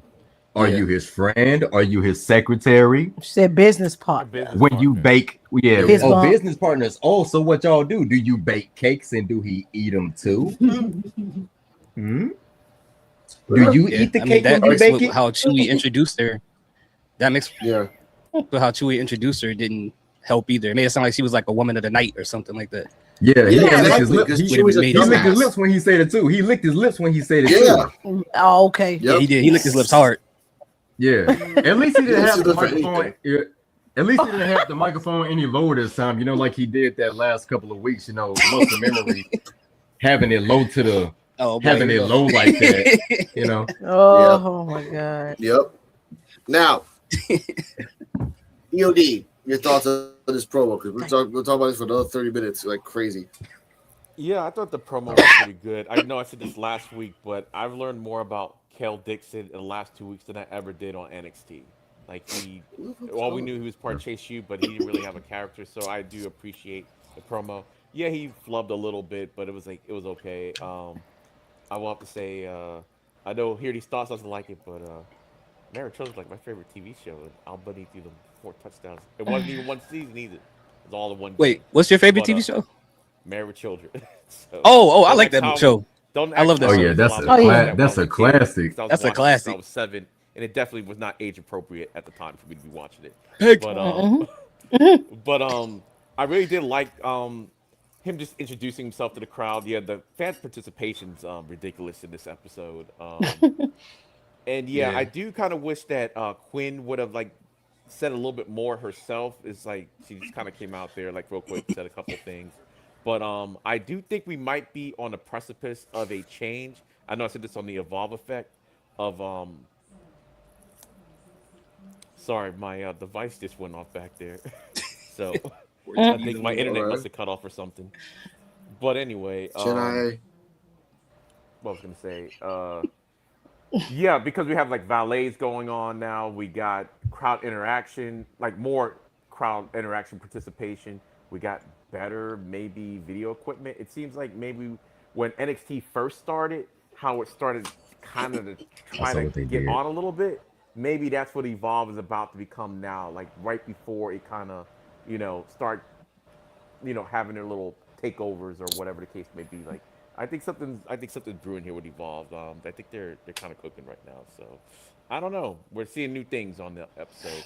hardcore matches with broomsticks and whatever breaking off into the crowd. So I don't know. This feels like we're on to something. So. Oh yeah, man. Allegedly, if no one sues, then allegedly it went to the crowd. We don't know if it did, but it's life. This part is gonna make me laugh. In the back. Oh wait, no, I'm sorry. We forgot about the match that I don't want to talk about. We have to talk about anyway. Cutler James comes to the ring, all robotic. Oh, I'm a robot. I don't really understand feelings because my girlfriend's in. Anyway, it's golf. Which, ladies and gentlemen, before we even show the fact that he did a beautiful Romeo Moreno fucking dropkick, for the first time in a long time, it's time for that studometer for a guy that uses a low blow for. Ladies and dummies, it's Gal with the first ever live in-person studometer with Richard Holiday. And as you guys know, no feelings, only facts. We're gonna rank them pretty fast. We're gonna start off. This is long overdue. Yes, we're gonna start off with the hair. Hair guy. Flowing. Check. Body. The pecs are popping. The abs are popping. Body guy. Body guy. Check. Now the tan. Tan guy. Bronze, 10 to jack, ready to attack. Ladies and dummies, Richard Holiday is a 10 on the studometer. Didn't even use the stash too. Stash guy. Easy. But that right there is a signature rating. Especially if it took you long enough to do this rating, but that should cover it, though. Yeah. All right, good stuff, man. Good shit. Richard Holiday is hilarious. I don't know if you guys seen a lot of his videos. But he's hilarious. He's not a 10 though. He's not a 10. I'm waiting for him to come back. Okay. Now that's what I was gonna say. That was a transactional it's studometer, so that's just like, in reality that was a 7 out of 10. He just he paid him, so he had to say 10 out of 10. If not, they would have to fight. So I get that. That's fine. Richard Holiday is funny, but he's not a 10 out of 10. I'm sorry. No. Yeah, he's not Dominic Mysterio. He's 7 out of 10. Dominic Mysterio. Okay, well, no, wait. Dominic Mysterio is not a freaking 10 because all he eats is freaking chicken nuggets. That's like a 6.5. Like, you cannot get jacked on chicken nuggets. Okay? Who cares? Chicken nuggets are good. So. Yes, but don't be a chicken nuggets apologist, Coach. We're not doing down that path. All right? We're not doing that today. Now, what I am going to say is he's a lot of apologists. Now, It's Skull jumps out of nowhere, does a drop kick. Match starts. They go back and forth. And I said it in the group chat. James Cutler Castagnoli was born. Did all of Cesaro. Did the uppercut. Did he did. Did the uppercut. Did the swing. Did everything. And at one point, It's Skull kind of clipped the leg, so he's trying to come back. I'm like, yeah, It's Skull. But eventually he did the helicopter slam. Just spin around Razor's Edge for the 1, 2, 3. And then he went to the middle of the ring. He gripped his arms to see if he actually feels emotion, but he doesn't because he's a fucking robot. She's with Terrell. Your thoughts on the match? I'm pissed. I mean, I'm mad. It's Skull didn't win, F. It was a mixed reaction. A couple of people was cheering for It's Skull, and it seemed like everybody else was just cheering Dark State, Cutler James. Like mostly Dark State. Yeah, mostly Dark State. It was like three or four people just cheering for It's Skull. I would have set the fact the roll up he could get. He could have let that man warn. That's not my crew. But thanks.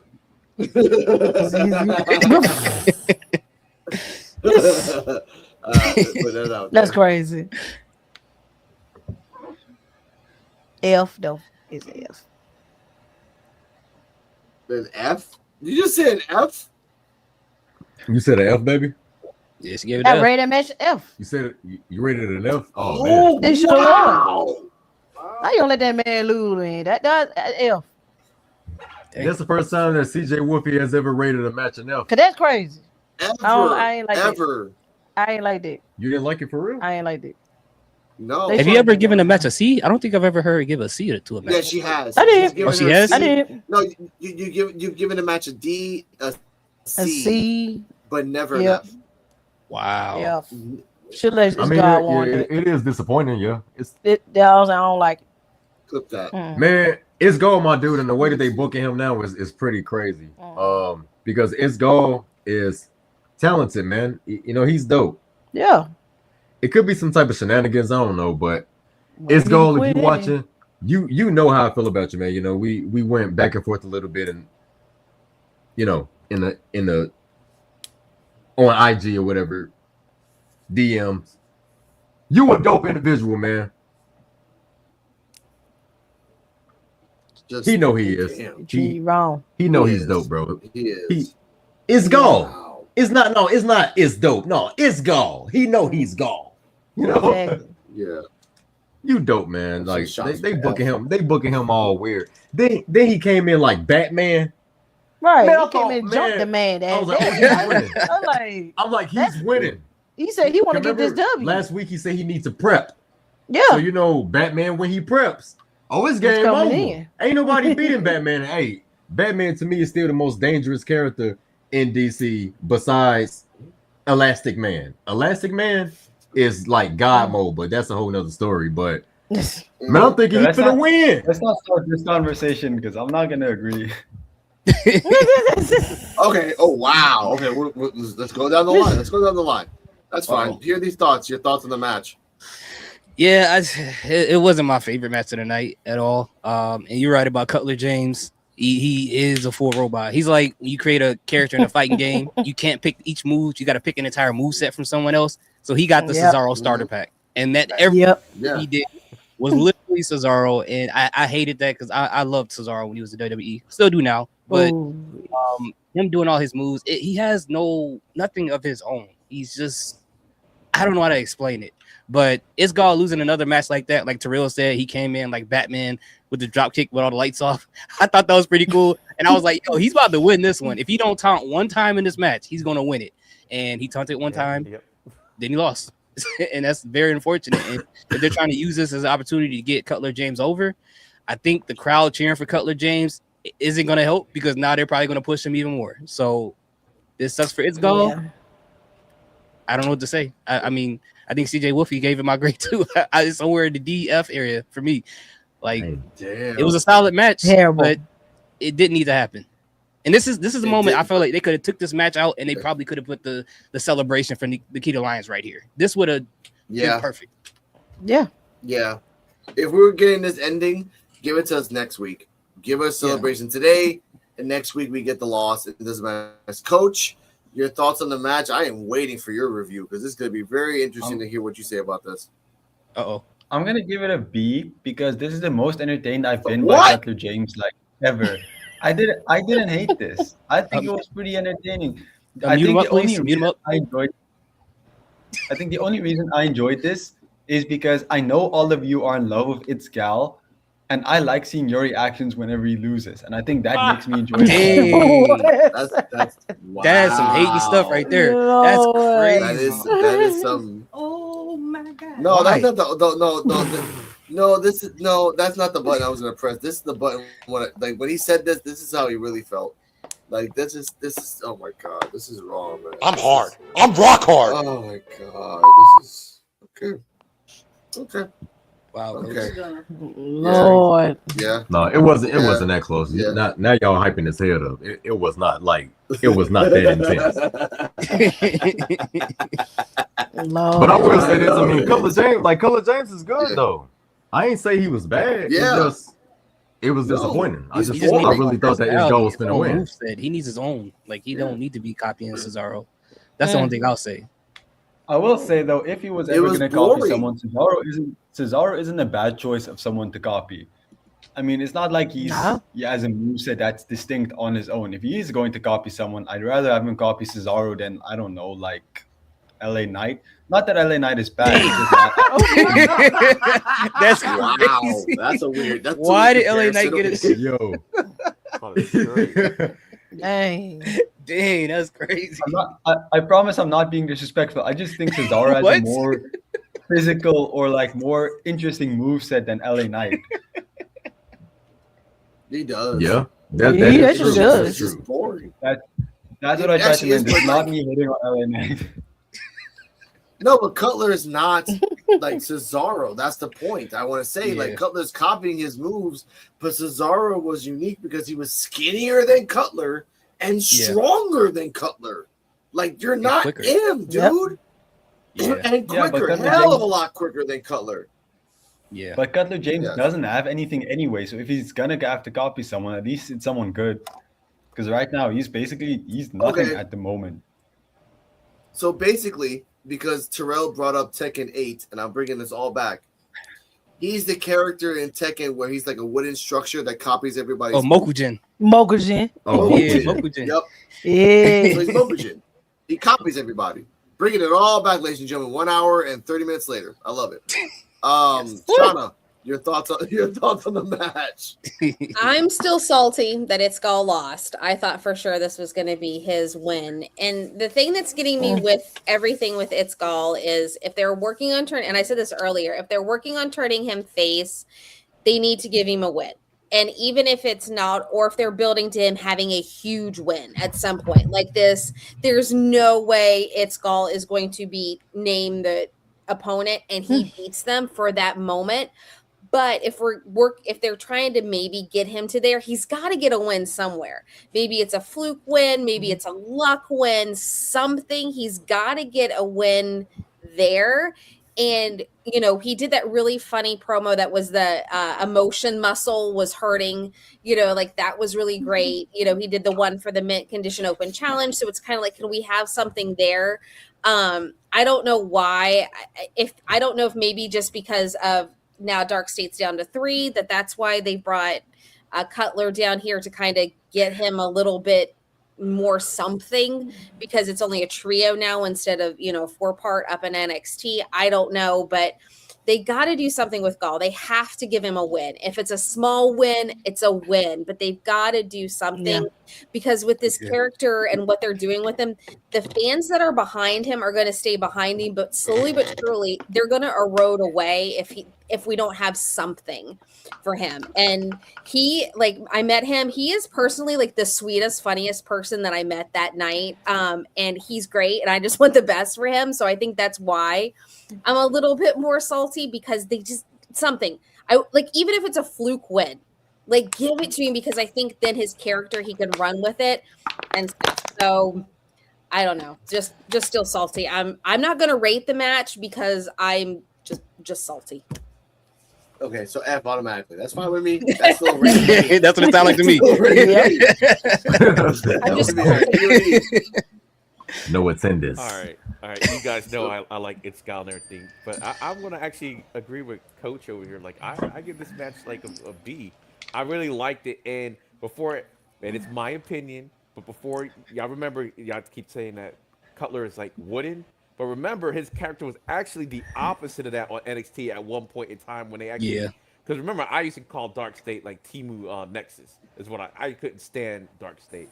And he was the one that kind of got me to start thinking, all right, maybe they're not so bad. Before they kind of cut his character out and ended up doing what they're doing. Now I actually like Dark State now. Now I think they're fine. But it took a long time for me to like Dark State. But so I do like this character, like this machine character he's got going on. He's just there just for business and everything. Yeah, and I know it's because even I was saying on the live stream, like, okay, there goes the Cesaro swing and everything. Like we get it, but it's just like he's just there for business, just there, kind of hurt people, not from players, just it's just part of the gig. So I like that, but I also agree with Sean. Like at some point, this man's got to win. I mean, the win loss is abysmal, and we like him. He doesn't have to have a 60% win percentage. Just have some wins on the resume. So when he goes out to fight, it's like okay, there's a good chance there's a chance he's gonna win. Because right now, it's like. One win, it's like that's almost like no. And he's been there. He's an OG. He's when Keanu Carver busted him up an episode before he's supposed to actually fight because he was talking some smack, and Carver finished him off like right then and there a week before they're supposed to even have the match. So he's kind of and he only won one match since then, and sort of we gave him the tag team thing, even though he didn't actually wrestle in the tag team match for 2, but yeah, it's Gal. He's hilarious and everything, but even a fluke win, like start off with a fluke win and then build up or whatever till he actually has like a legit win. I think that'll be a way to hype up the crowd too. Like, oh, he kind of won by accident or won by DQ.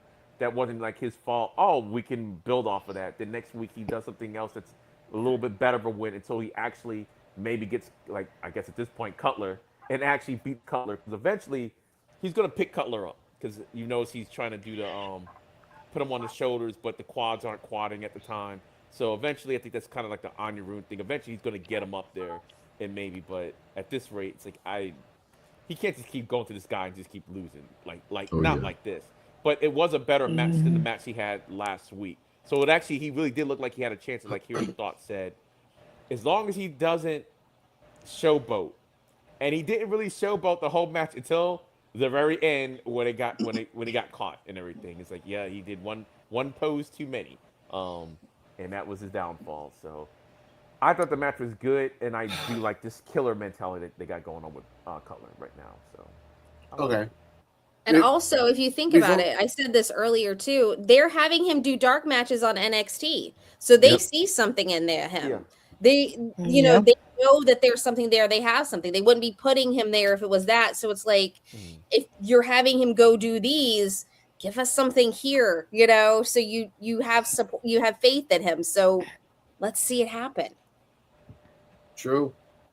And if Cutler goes after Aaron, yay. But if Cutler loses, I would like him to go back to factory setting at ambiguously gay jokes. Like, really, you lost, and now you're kind of confused, and you're just making weird jokes. Do it. Because honestly, if you lose, and then you go back to just being a machine, I'm here and Evolve to win the championship. Wow, like, it's not the first time we've heard that before. Like, be different. Do different. Because if not, you're just going to be, well, Cutler James got future endeavored. Because honestly, they don't need a 4-man group these days. They can do 3. Vanity Project is different because they have 4 and a freaking China prototype in Michael Lockwood. Like, fuck. But you know who's a prototype, ladies and gentlemen? Elijah Holyfield, who talks about Brooks Jensen. Brooks Jensen, you got lucky. You just think you're better than me because you're cosplaying an 80s wrestler, and I'm going to knock your lights out. Now, I want to say my thoughts before I get to CJ from Terrell. The fact that that's crazy. It is. The fact that they called it out, and we've been calling that out for almost this whole year. Like, yeah, he's acting like he does watch 80s wrestling. He loves 80s wrestling. That's not a known secret. That's not the problem. The last match he had, the pants were probably from the 80s that he thought he could keep. So, CJ Terrell, your thoughts on the fact that Elijah Holyfield is going after Jensen again? Yeah, he need to, because he need to get that win back from what he had when they fought each other before, which is crazy that he lost to that match too. But yeah, I think he should. And like it'll be a pretty good match too, and hopefully he wins this one.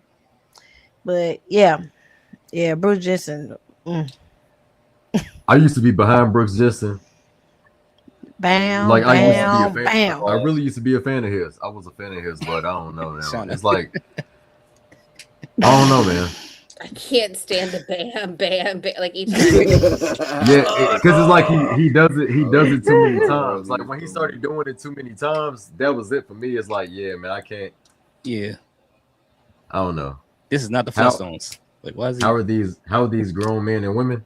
I don't know what they talking about. But anyway, yeah, man, Elijah, he needs to win this time. I guess Brooks supposed to be like a veteran in the locker room. He outsmarted him by doing something dirty. I don't buy it. No. Sorry, Brooks. You have no personality. You need to go. You need to go shopping. Become like some type of like grunge, Nirvana type dude or something, man. You need more personality, because this ain't working no more. And I don't believe you. I don't care. I don't believe you. You're one heel I just can't get behind. You gotta do Eddie Kingston. Just talking shit. And I don't want nobody. And I don't want nobody in the comments talking about pause. I'm not pausing. No, I ain't saying nothing suspect. I'm sick and tired of y'all with this new age crap. Y'all gonna make these kids grow up saying. Y'all gonna make these kids grow up saying some crazy stuff. Because somebody gonna go to court one day. Hey, I'm not censoring myself. Hey, I'm trying to talk as clean as I can, but logic, I'm not changing that. Because one day somebody gonna go to court talking about, oh yeah, this guy, he graped me. He what? He graped you? What do you mean? He threw a grape at you or something? He threw a grape at you? Lord, Is that what he did? yeah, Did he throw a grape at you? Yeah. No, man. Say what it is. Bridget, you suck dick, man. What is it? Oh, have mercy. That's I lost track. track. That's how you got TV time, Brooks. Dang. Here they start. So this,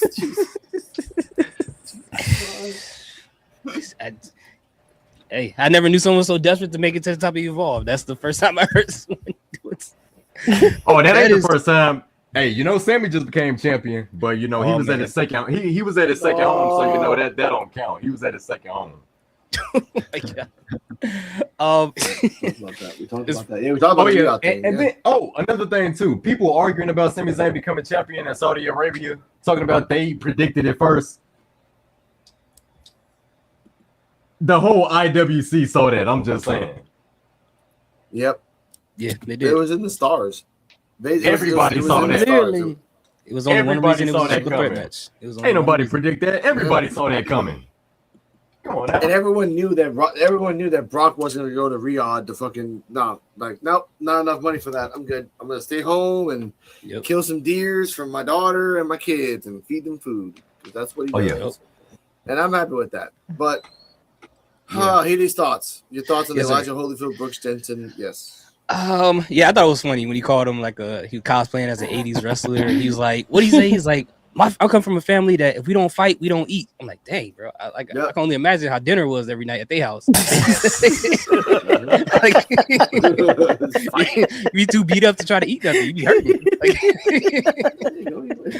Like man, CPS, bro. Lord. But like the whole promo, I honestly, personally, I feel like that Elijah is believable in what he's saying. When he first showed up in Evolve, he just stood there like this the whole time talking to Thatcher. I was like, okay, you've been a little. I hate when people go over the top with the angry thug type of gimmick, but I feel like this is a lot more believable with this character and saying he's gonna knock his lights out. I haven't heard that in about 15 years, and you know, I thought that was just great. I thought it was great. I liked it.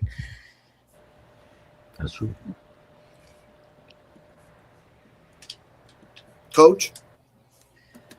This hurts because I really like Elijah Holyfield, but I'm gonna for the foreseeable future, I'm not gonna watch or talk about any Brooks Jensen matches anymore. I'm just too tired of him. I'm really gonna skip every Brooks Jensen match or promo that I see.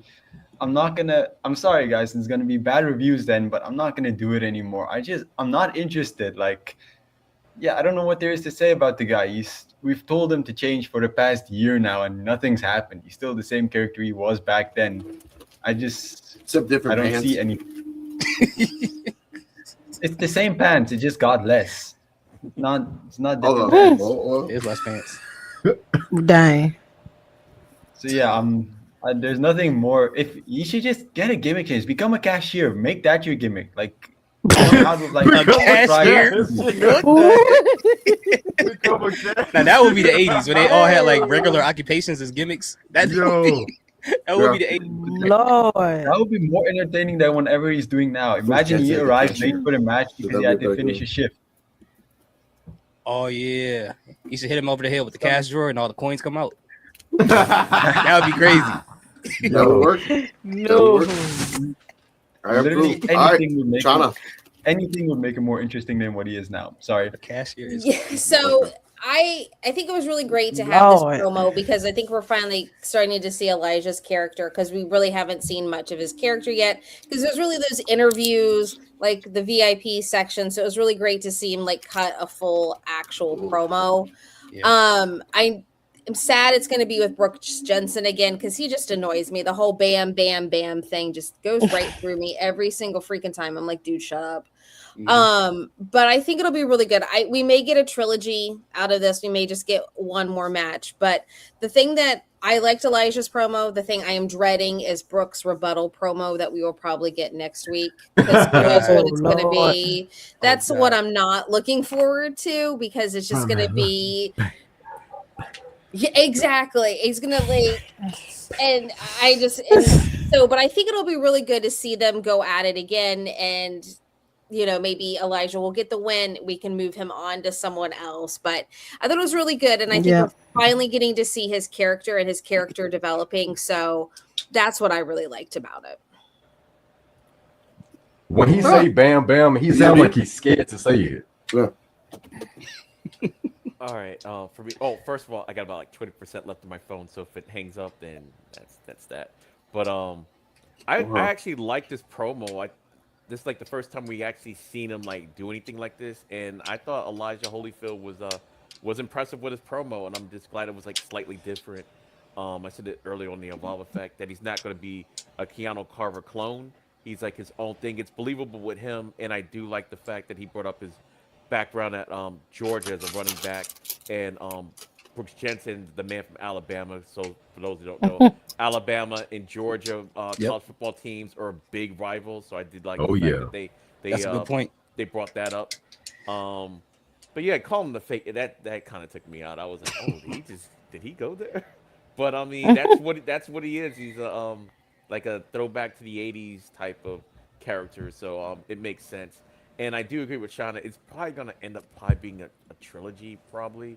And I was saying it earlier. Also, I think Jensen is the right person to go against him because he is good in the ring, even though a lot of people don't like his character, as it is right now. But he's the perfect person to get somebody like brand new, because Holyfield, he's got it. There's something about him. He just needs to be polished and work on character work. But the moves, he's got the moves, it. He is it. Yeah. He is it. He's got it. He's the man. He is it. Oh my God. And I think that he's a good person for him to work with the show, like how to manipulate the ring and stuff like that. So I'm actually looking forward to them fighting again. And Brooks did barely win the last time. He didn't actually even really pin him. He fell on him and won is basically what happened. So Elijah, and I do like the fact that did happen because now we don't have to worry about an undefeated streak because that can get kind of weird sometimes. So give him a loss right away, then we don't have to worry about an undefeated streak. But that's why he has a legitimate gripe against Jensen. It's not like you really beat me. You got the win, but by a fluke. So it's good. And I didn't know he was going to be this good on the mic, but he was good. And he was more natural, like you were saying, like Harry Thoughts was saying earlier when he was talking to Thatcher before. It's almost like how a Harlem Lewis would do sometimes. They say, okay, I need you to say this and everything instead of just saying the idea and stuff. So. Okay. I get that. Just the world is. After that, okay, we're going to speed by this real quick. Cam Hendricks and Harley Riggins was in the backstage with Thatcher. They're saying that why is Tate Wilder there who should be in NXT? Thatcher says, hey, I'll talk to the Stone to see if we can set that up. So that's probably next week. The security comes in to beat up Hendricks and Riggins. They're like, no, we're not going to deal with that. They go away. Thatcher tells the security, why are you attacking people last week? That's not fair. You're fired. Oh, we need a job. They make us a tag team. Thatcher says, I'm not going to reward you after I fired you. Cito Ash of the tag team says, that's fine. We're just going to do what we want when we want. Thatcher says in the last 4 words, I've made an error. So CJ Wolfie Terrell, what's the thoughts on there is no more security and then Thatcher needs security for the lost security that he top flight security is loose. It's gonna be something, but yeah, I don't know. It's just they seem like they pretty good, so maybe they about get in the match, make it a match, or unless Timothy Thatcher will no. Might end up telling them going there unless they get too rapid at backstage. They might start jumping people backstage, just here and there, one by one. So that's what I think they might end up doing. Says if you don't want to do this, we're gonna just go end up getting everybody back here until you give us what we want. So they probably ain't gonna get to that point. But yeah. And Cam and Harley, I thought we were done seeing y'all on Evolve, or especially Cam. So. Right, we're going to see them with Romeo again. So, hopefully, probably gonna, Cam might move on up. Maybe just show him on up there. So, yeah. Yeah, it's always dope seeing Harley and Cam for sure. Especially when you did Tuesday. Yeah. J and J Security. Maybe they will become a tag team. It's not too many tag teams on Evolve, so it is kind of a weird. Yeah, it's kind of a weird spot with Evolve and tag teams, but we'll see what happens. You know what they said. You know, being security, they still did what they want. You know what I'm saying? Yep, so maybe they seen something backstage that a lot of other security guards didn't see. Maybe they're gonna have the security team rally up against the superstars. We may never know what's gonna happen. That's crazy. That like for real, like maybe like they could possibly do that. Yeah. They could possibly get like the security team and be like, hey, we can take over this place if we wanted to. Yeah, there's no security. They know where all the keys are. Yeah. For Thatcher. Oh no! He asked him to turn the keys in. But the keys. Oh man! All right, that is terrible. Here's your thoughts. Your thoughts on this security being loose. This was good and bad on Thatcher's part. I blame him for this 100%. Because at the end when he said, "Oh, I may have made an error," no, don't tell us we made an error. Call their probation officers. Let them know what they're about to do. They just told you they're going to threaten the entire Evolve wrestling roster at that point in time. These are guys who are on work release, right? They tried to dislocate the arm of Harlan Lewis, which they probably had PTSD from the pin, thinking that he was trying to steal their food, and they ended up doing that to his arm. Now, it makes me wonder if they're going to be a tag team or if Braxton Cole is going to hire them. Like he looks at them like, hey, I got a job for you guys because they want a job right now. So I wonder if that's going to happen. But I'm leaning more towards them being a tag team. But as Terrell said, there really isn't a tag team division in Evolve, so it kind of makes you wonder what they're going to do, especially with them being heels. I don't think they're going to mix it up with the MMEs. So who else do they have left to like really face? I don't know. But firing them was a good decision. But you got to collect those keys, Thatcher. Okay, Coach, your thoughts on the tag team? Good. You've always had their back. Yeah. I hope they bring the actual Top Flight in to be new security to replace Top Flight security, as Alex calls them, and then they just get destroyed. I think that would be nice. But yeah, I like this team. I think there's a lot of potential here. I know we've said it before, but they remind me a lot of APA, and I think that still rings true. Yeah, I'm just excited to see where this goes because I feel like this story has a lot of momentum, but it needs to be handled carefully because if you just use them like you did with Dark State, where they only attack mid-carders, then the story might like die out. But if you keep the momentum and they like actually go after the big dogs in the brand, I think this could work out really well. I just think they need to be very careful how they book this. I get that. By the way, after the War of the Worlds movie, the other one with Ice Cube, I think 2B can afford Ice Cube to come in, and the other guy, you can buy him for a cup of coffee. But Shauna, your thoughts on this? So this was another segment where it could have been split in two, with Kev on stage being at the beginning, because you could have had Cam and Harley in the back talking about Tate Wilder. Why was he there last week? Because Kev was there. And instead of Thatcher being like, oh, let me call up Stone to see if I can set up this match, Kev could have been like, all right, you want a match? I'll give you a match. And the match could have been set, and then we would have seen that. So I think that was another missed opportunity because Thatcher wasn't supposed to be there.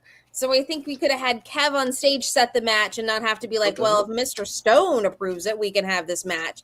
I think would have been fun.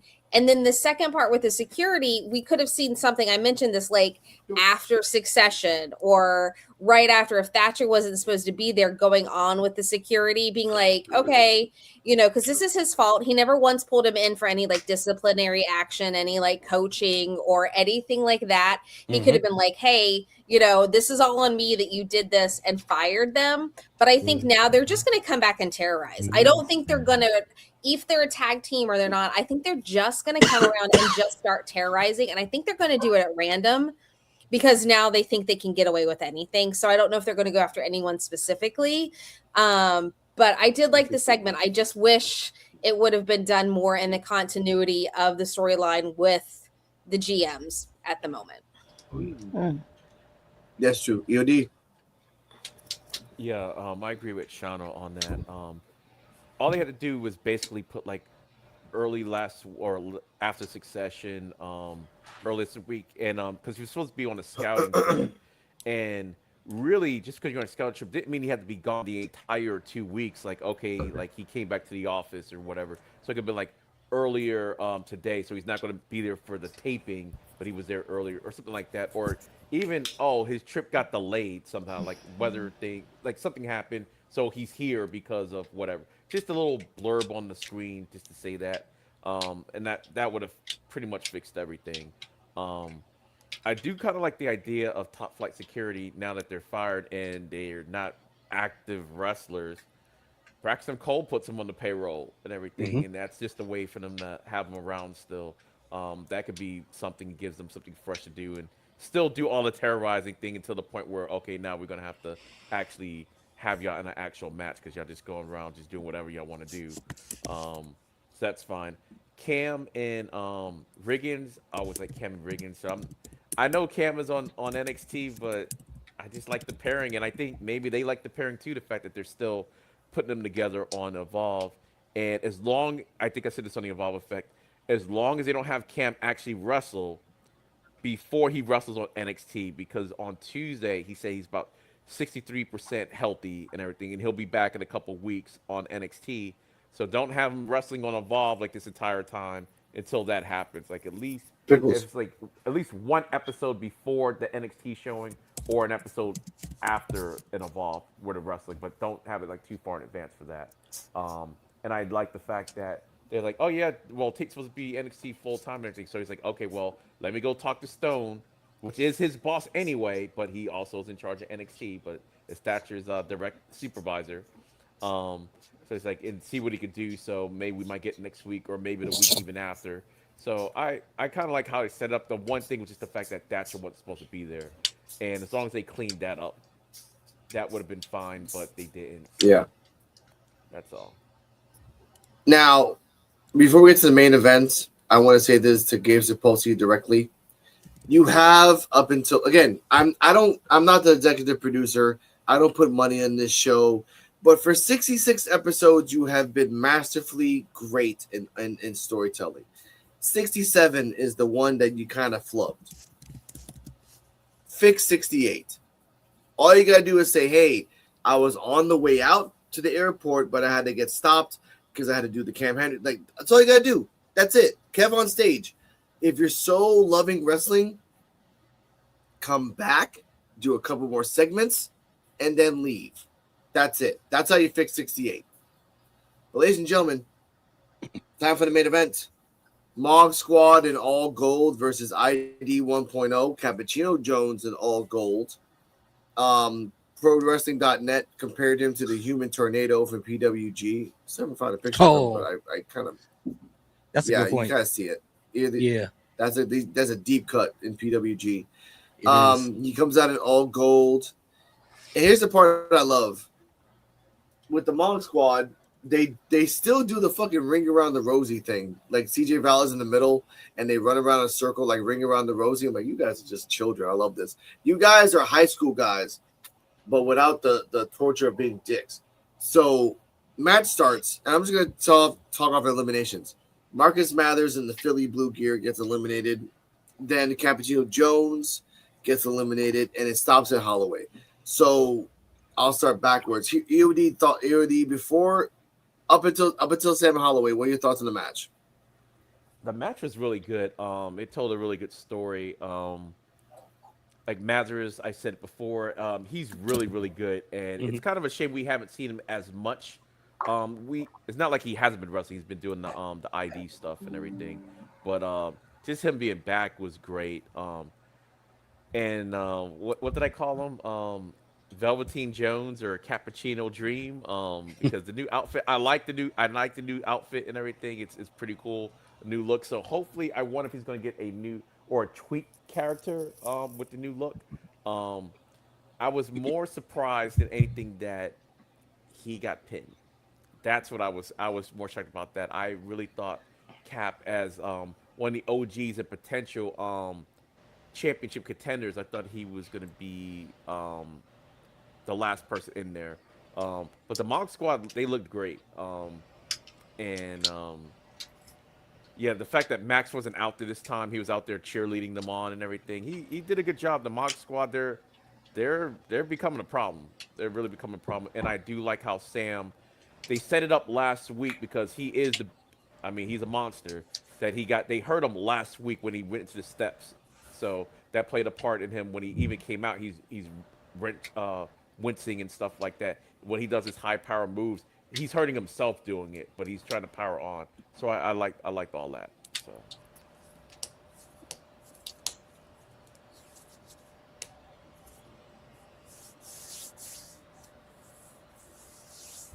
Did I get it? Thank you. There we go. CJ moving Terrell, your thoughts up until Sam Holloway was by himself.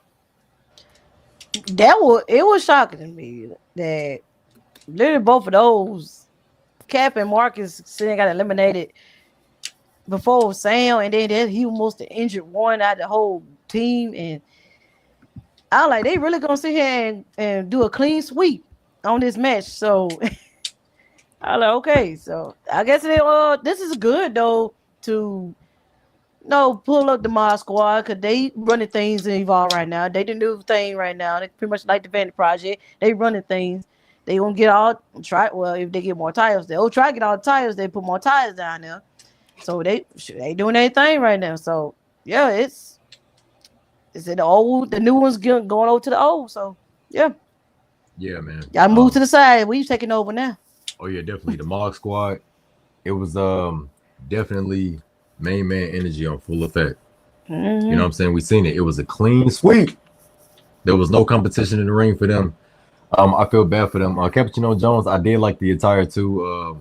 I thought it was dope. I liked it. It had the waist. Yeah, something things.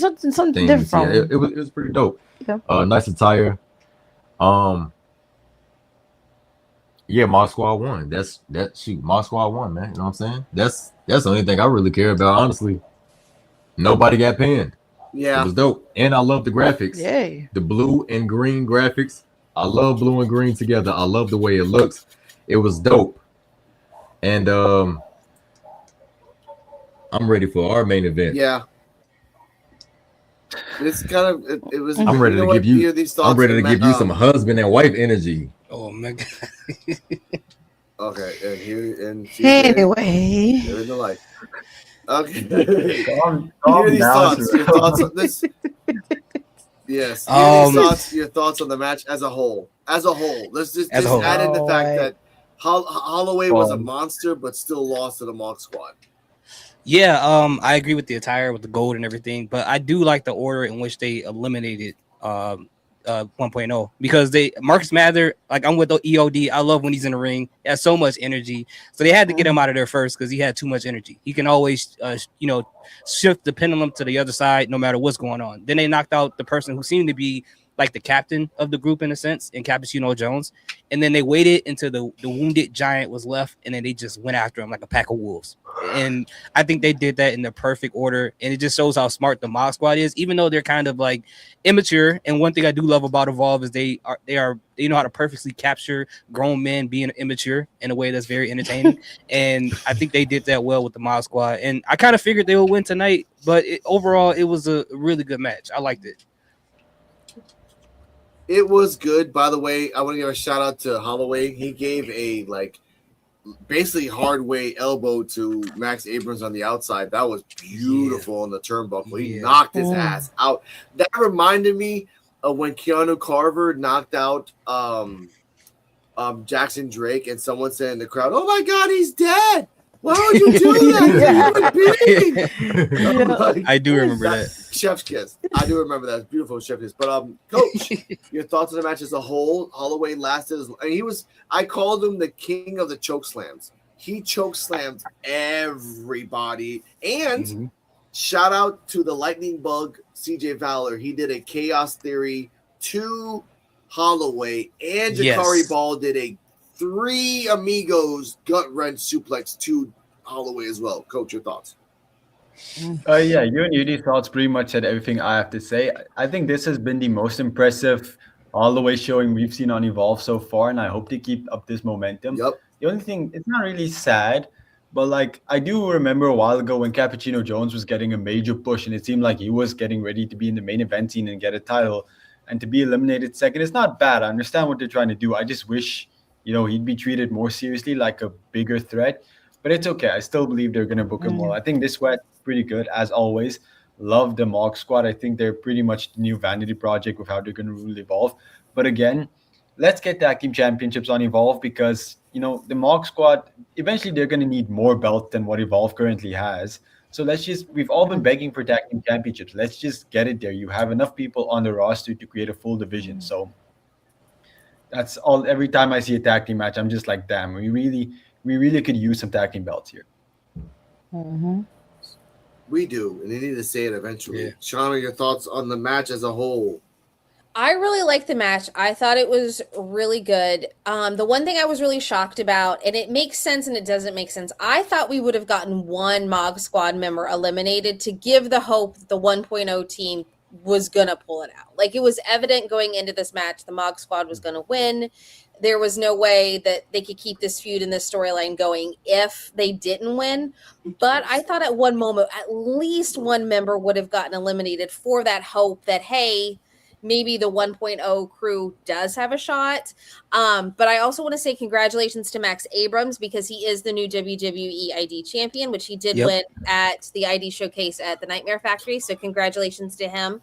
But I think this is going to be really good momentum too for them actually now roughshotting pretty much through 1.0 for this storyline to continue, for the 1.0 crew to finally come back and persevere and win over them eventually at some point.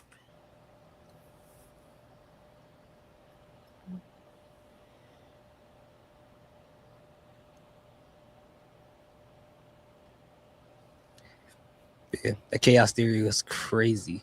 That's I don't know how you pulled that off.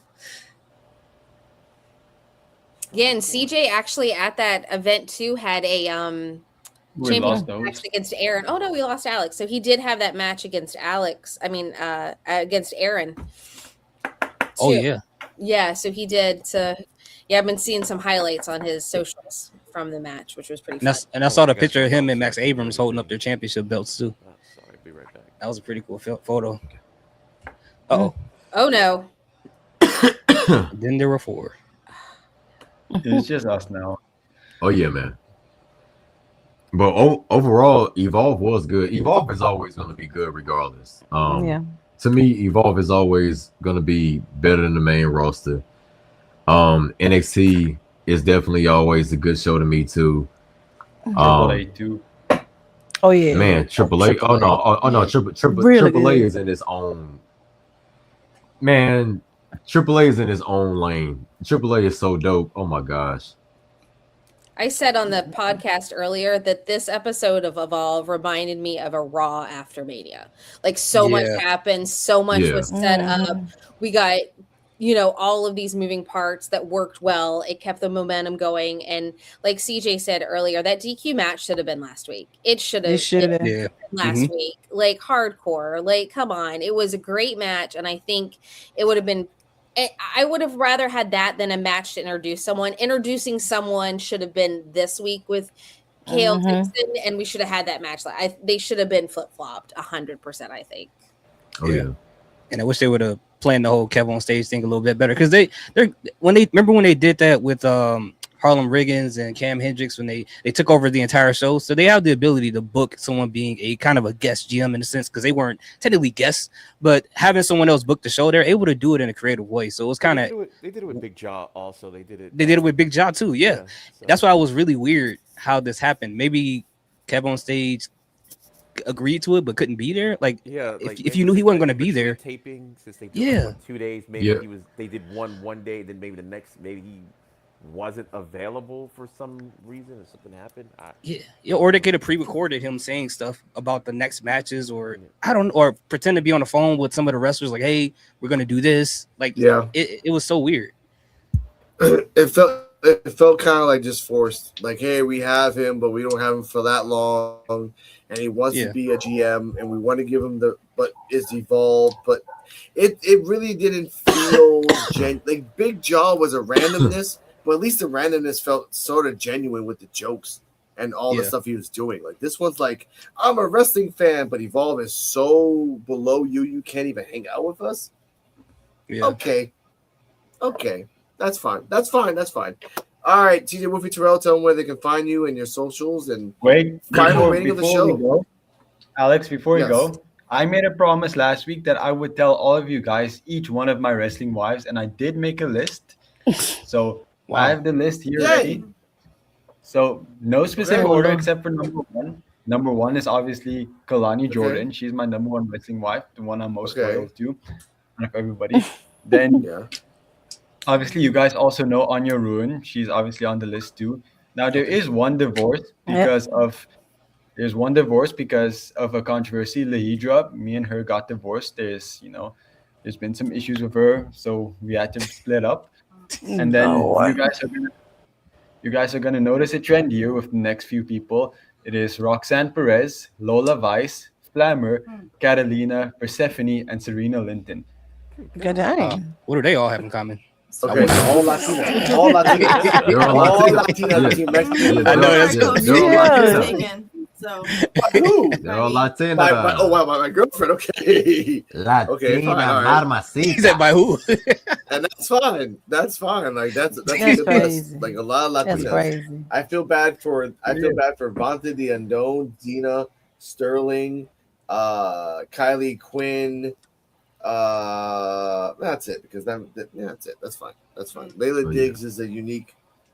Yeah, Layla Diggs should be like a unique individual that just like goes around the world and helps people and then sleeps peacefully in her last days. I'm happy for her. Good for her. Oh, yeah. All right, ladies and gentlemen. All right, TJ Wolfie Terrell. Tell them where they can find you. You can find me on my Linktree. All my socials on through there. You can go to Linktree/CJ Wolfie 15, and you can give me a good like and subscribe and enjoy. Yep, you can also find me on Linktree/ForRealTorreal. You will see our links down in the description of this video. We also have content together, me and my wife, on YouTube, For Real Love 15. That's the easiest way to find us together. We have separate content as well. And tap in with us. He is a very unique and very great individual. I'm finally out of YouTube jail, so all links are down in the description. And they're all there finally. So yay. Hear these thoughts. Yeah. Everyone on this panel. Everyone on this panel are lovable people, man. For real. Everybody on the panel. Of course, yes. Coach not so much for women, but everyone else is fine. Oh yeah, Coach. Yeah, full custody. Yeah.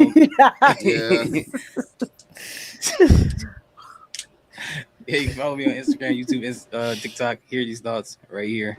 Type that anywhere. Find me. Full custody is crazy. HW homewrecker. Now, Coach, where can they find you? Coach FCHW, aka Full Custody Homewrecker. So where can they find you? Dang. You can find me on YouTube as Coach FCHW or on Instagram as Brian FCHW. That's pretty much all where I'm active. So yeah, that's all. Okay. Shauna, where can they find you? So I'm sorry. I was laughing at these thoughts. I'm sorry. Oh my god. That's my Joker laugh. That is only exclusively for CJ here. Yeah. I thought it was a button. I really thought it was a button. Yeah, that was him. Oh my God. I saw he was smacking himself with the thing. No, it's not. No, come on. All right, who's next? No, these are belts, y'all. These are belts. Oh, I have some of those that are still in their package. I have to open them up. I have to visually open those up. So, I thought, okay. No, it's not that. No. Oh my god! I thought it was a back scratch. I'm like, is he smacking himself with a back scratcher? Oh my god! I thought you were saying something else.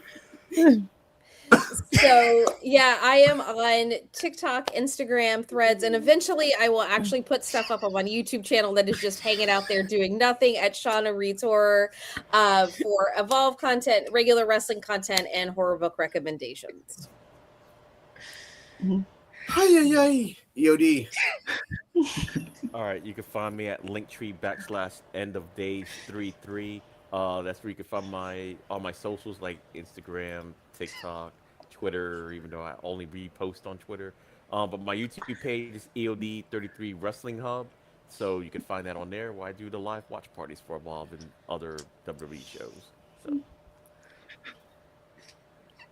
Cardi M, before the madness continues, where can they find you? Yes, you guys can find me on Instagram at Kardala Muhammad. It'll be down in the bio as well. But I post about art and food for thought.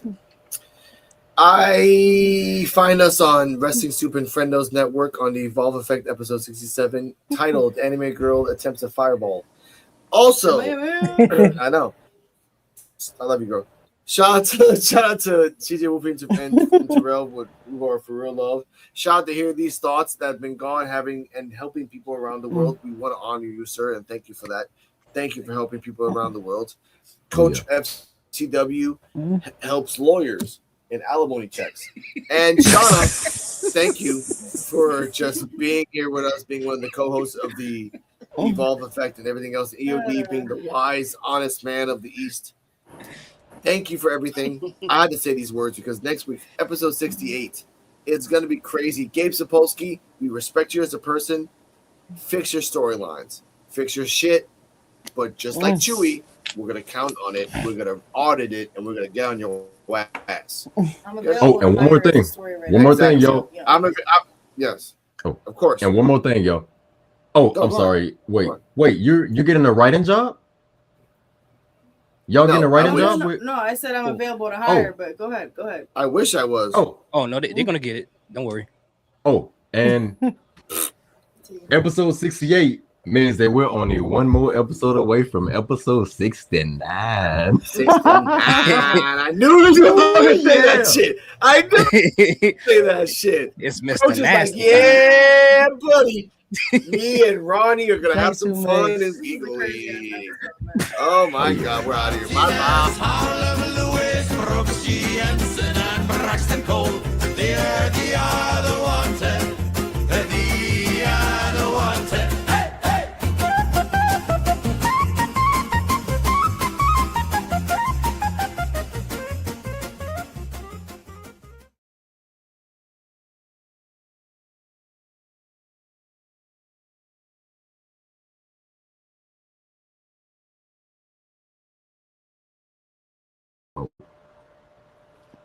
We first pop up. I get knocked down and I get up again. You're never gonna get me down. I get knocked down and I get up again. You're never gonna keep me down. I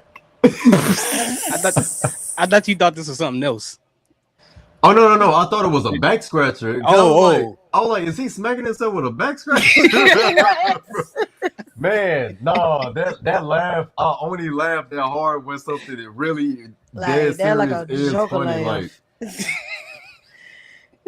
But like Chelsea literally calls me like her Joker because that's just a laugh that I do like real deal when something just catches me off guard. They're like the hysterical laugh. Yeah, and like people like family members too. They also like say like, man, you laugh just like the Joker.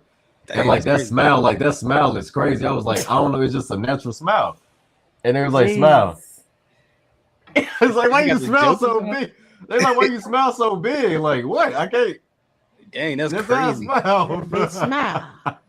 They say that's crazy. Coach, what you man. Is that a croissant? No, I don't know what do you call it in English. In our language, it's called a fit cook. Let me go search it up. What do you call it in a fit cook? A fit cook. It is a roll. Bread. A roll. Yeah, it looks like corn. Deep fried yeast dough bread. Oh, okay. Oh, that's that bread they had on Aladdin. Remember they were stealing him and Apu? Like they had Oh Jesus! Oh my God! Look good though. I kind of want some bread now. Hey, y'all know what I just noticed? We're still live. What? Oh, we are. We are still live. Hold on. Oh, His show crap. ain't say Andy live. He literally still live. Hey, yeah. We'll I don't know. holler at, As no. we'll holler at y'all. Jesus face. Everyone. All right, Joe. bye, y'all. All right, good night.